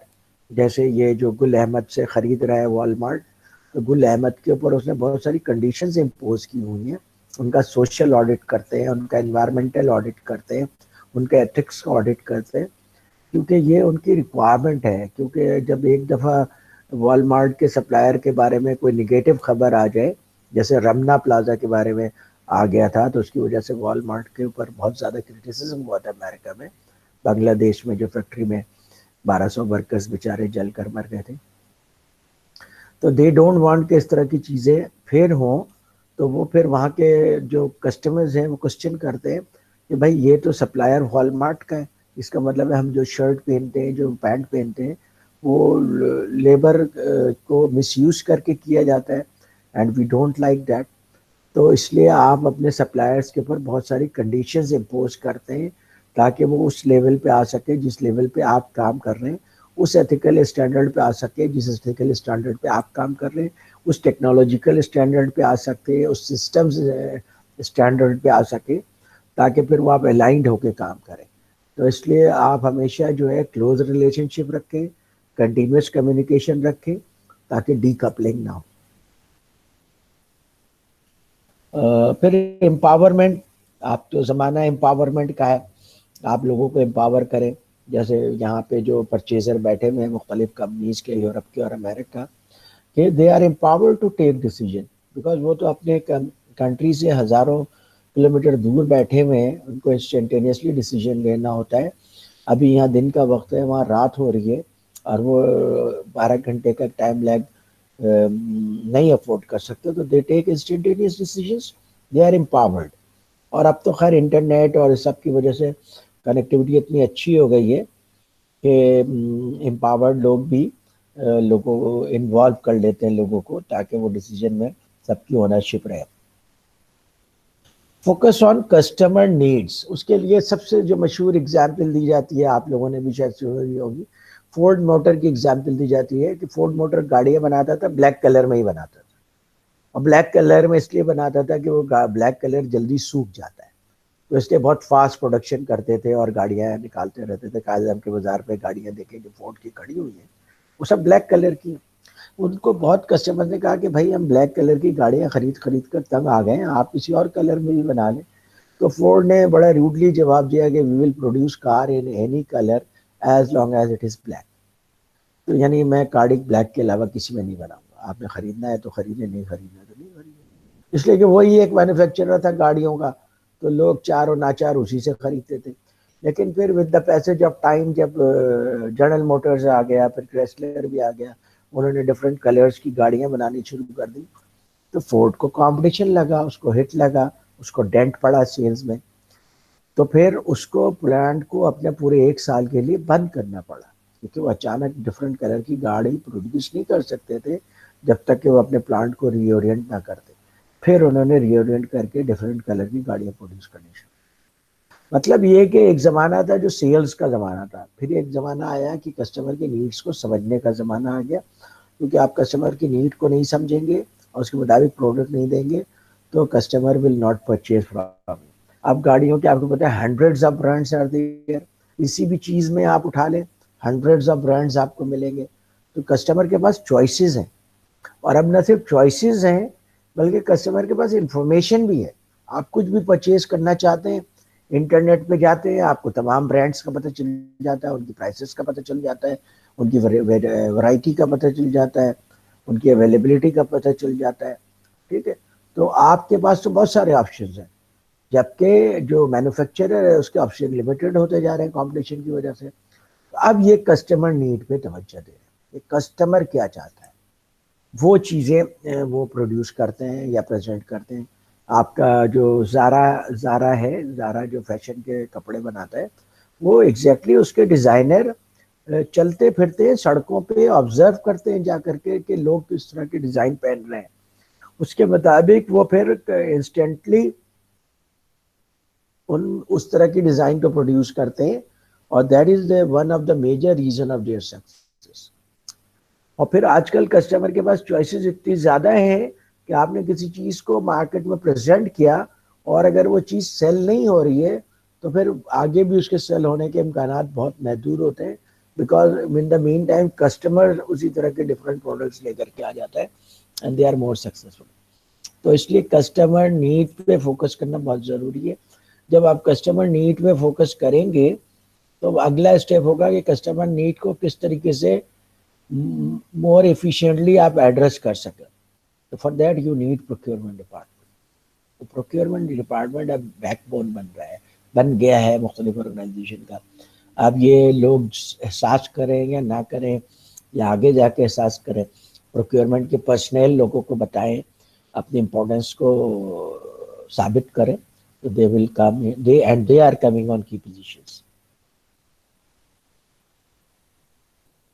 Pursue and eliminate waste. ठीक है, वेस्ट पे तो आपको पता है कि दुनिया में बिल्कुल डिफरेंटली व्यू किया जाता है। अमेरिका में लॉज बन गए हैं वेस्ट को मैनेज करने का मुतालिक, और उनका बाकायदा ऑडिट, मटेरियल ऑडिट होता है। मटेरियल ऑडिट का ये मतलब होता है कि उनकी परचेजेस को कैलकुलेट किया जाता है कि फ़र्ज़ कीजिए कि पूरे साल में उन्होंने 100 टन्स परचेजेस, उन 100 टन से उन्होंने फिनिश गुड्स बनाए 80 टन्स, तो दे हैव टू प्रूव कि 20 टन्स को उन्होंने किस तरह से डिस्पोज ऑफ किया, क्योंकि वो 20 टन्स या तो सॉलिड वेस्ट होगा या लिक्विड वेस्ट होगा या इवेपोरेशन की सूरत में होगा, और इन सब की एक्सेप्टेबल लिमिट्स हैं। सॉलिड वेस्ट को आपने प्रॉपर किसी जगह पे बरी करना होता है, उसके प्रॉपर बरियल का सिस्टम है जो मुख्तलिफ कंट्रीज ने डिफाइन किया है मुख्तलिफ मटेरियल्स के लिए, तो you have to do that accordingly. फिर इसी तरीके से लिक्विड वेस्ट है, लिक्विड वेस्ट को आप ड्रेन में इस तरह से नहीं डाल सकते, बल्कि आप उसे न्यूट्रलाइज करेंगे, और न्यूट्रलाइज करके गवर्नमेंट के प्रोवाइड किए हुए जो पैरामीटर्स हैं उसके ऊपर ला करके फिर आप उसे ड्रेन करेंगे। और जहाँ तक इवेपोरेशन का और इमिशन का ताल्लुक है तो उसकी लिमिट्स हैं 500 ppm, 400 ppm, इससे ज़्यादा इवेपोरेशन नहीं हो सकती और वो एक्सेप्टेबल नहीं है।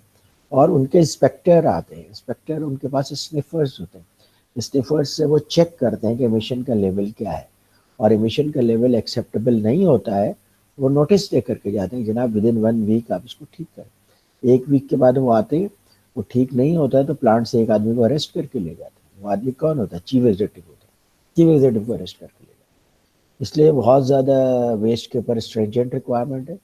इलेक्ट्रिकल एंड इलेक्ट्रॉनिक्स वेस्ट के ऊपर तो अमेरिका में और यूरोप में लॉ है कि इसको डिस्पोज ऑफ करने की जिम्मेदारी मैन्युफैक्चरर पे, यानी मैं एक टेलीविज़न खरीद के उसको 10 ईयर्स तक यूज़ करूं, उसके बाद 10 ईयर्स के बाद जब उसको डिस्पोज करने के का टाइम आएगा तो this is not my responsibility as a customer, this is the responsibility of manufacturer.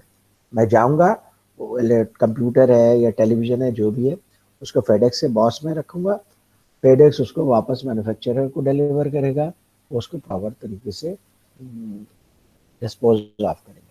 अब चूंकि डिस्पोजल को इतना ज़्यादा क्रिटिकली लिया जा रहा है तो इसीलिए लीन मैन्युफैक्चरिंग की जा रही है, कम मटेरियल के साथ मैन्युफैक्चरिंग की जा रही है। और फिर इन वेस्ट को भी एक अपॉर्चुनिटी के तौर पर प्रोक्योरमेंट वाले ले रहे हैं कि जैसे मिसाल के तौर पर जो इलेक्ट्रॉनिक वेस्ट होता है उसमें बहुत रेयर अर्थ मेटल्स भी होते हैं, तो आप उनको अलग करके यूज़ कर सकते हैं। फिर इसी तरीके से आपका वेस्ट जो होता है वो दूसरे के लिए रॉ मटेरियल हो सकता है। जैसे सोप में वेस्ट होता है ग्लिसरीन का, वो किसी दूसरी फार्मास्यूटिकल कंपनी के लिए रॉ मटेरियल का काम करता है। जी जनाब बोलें आरिफ साहब। जी आरिफ साहब। सर बड़ी अच्छी आपने बीच में एक बात छेड़ी है। अब ये हर जगह पे प्रोक्योरमेंट में बहुत सीरियस फैक्टर हो गया। पहले हम भी दे देते थे या डिस्कार्ड कर देते थे, लेकिन अब थोड़ी सी इंस्ट्रक्शंस आई हैं कि सीपा अप्रूव्ड वेंडर्स जो उनसे होते हैं, सिर्फ they are only reliable source के जो आपके वेस्ट ऑफ इक्विपमेंट्स हैं, जब वेस्ट है, टोनर का वेस्ट है, उसको प्रॉपर तरीके से डिस्कार्ड करेंगे। उसका अब हम टेंडर करते हैं जिसमें हमारे वेस्ट मटेरियल्स हैं, वो सिर्फ और सिर्फ उसमें जो पार्टिसिपेट करेंगे वो सीपा अप्रूव्ड होंगे, जो कि उसको कोई भी इन्वायरमेंट को डिस्ट्रॉय करेंगे नहीं, ना कि उसको रीयूटिलाइज या कुछ ऐसे प्रोसेस के थ्रू से गुजारेंगे जिसके थ्रू से आपके किसी भी इन्वायरमेंट या किसी को इफेक्ट नहीं होता। तो अब फॉर एग्जांपल अब हम टायर्स अगर कोई परचेज करते हैं तो जो टायर्स जो विन करता है उसी में लिखते हैं कि ओल्ड टायर्स उसी को दिए जाएंगे ताकि वो उसको प्रॉपरली करे। टोनर्स का भी सीपा प्रूफ के थ्रू उन्हीं का ही कॉन्ट्रैक्ट होगा जो वो खुद लिफ्ट करेंगे और उसको डिस्कार्ड करेंगे। और बाकी जो हमारा वेस्ट होता है जो जमा होता है 4 साल में, वो फिर हम उसका टेंडर करते हैं, और जो सीपा अप्रूव्ड वेंडर होते हैं सिर्फ they are only able to participate into it and take the product and destroy in a proper manner which won't harm the environment or anything else. बिल्कुल तो बिल्कुल। पाकिस्तान में बहुत सारे ऑर्गेनाइजेशंस ये वॉलंटरीली कर रही हैं, कुछ ऑर्गेनाइजेशंस रेगुलेटरी रिक्वायरमेंट को फॉलो कर रही हैं। This is good, ultimately we have to do this. तो अगर आज सिस्टम्स डेवलप कर रहे हैं तो बहुत अच्छी बात है, क्योंकि इन नियर फ्यूचर आपको बाय लॉ फोर्स किया जाएगा और किया जा रहा है कि आप इन चीज़ों को इम्प्लीमेंट करें। दिस इज गुड के कर रहे हैं आप। फिर कोर नॉन कोर क्वेश्चन ये होता है जनाब, जो चीज़ जो काम कर रहे हैं कि वेदर ये कोर का हिस्सा है, स्ट्रेटेजिक पार्ट है या नहीं। अगर कोर एक्टिविटी नहीं है देन यू कैन थिंक कि इसको आउटसोर्स क्यों ना किया जाए। तो इसलिए आजकल बड़े रिफाइंड तरीके से इस चीज़ को एनालाइज किया जाता है कि in whatever activities we are involved, whether they are core activities और नॉन कोर एक्टिविटीज़।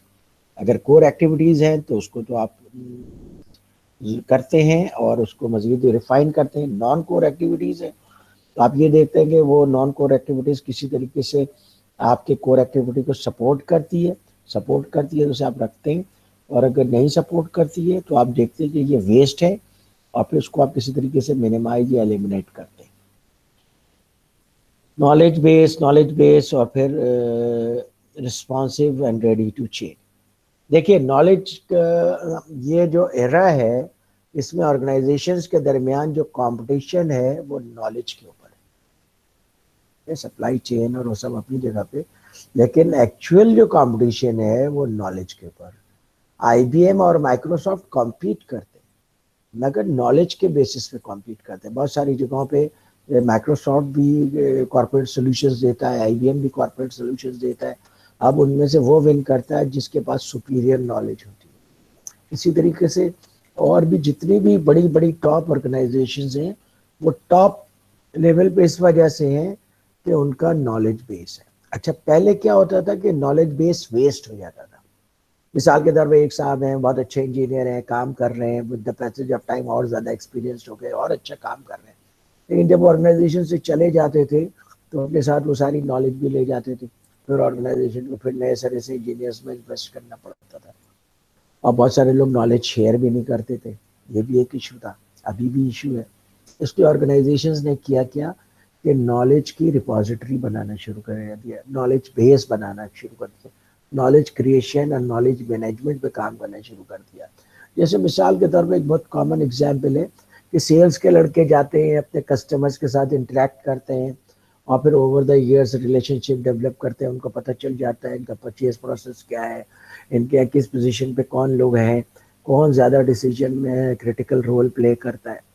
तो वो अपना सेल्स को स्मूथली कर रहे होते हैं ऑर्गेनाइजेशन, अपनी ऑर्गेनाइजेशन के लिए, और उसके साथ साथ ग्रो कर रहे होते हैं। But the moment they leave the organisation, तो वो जितने 50-60 कस्टमर्स को डील कर रहे थे उसके बारे में ऑर्गेनाइजेशन डार्क में आ जाती है। फिर उनको नए सेल्स इंजीनियर को हायर करना पड़ता है, वो फिर नए तरीके से रिलेशनशिप डेवलप करता है, और उसमें जाहिर है कि बहुत सारे कस्टमर्स वेस्ट हो जाते हैं, बहुत सारी अपॉर्चुनिटीज वेस्ट हो जाती है।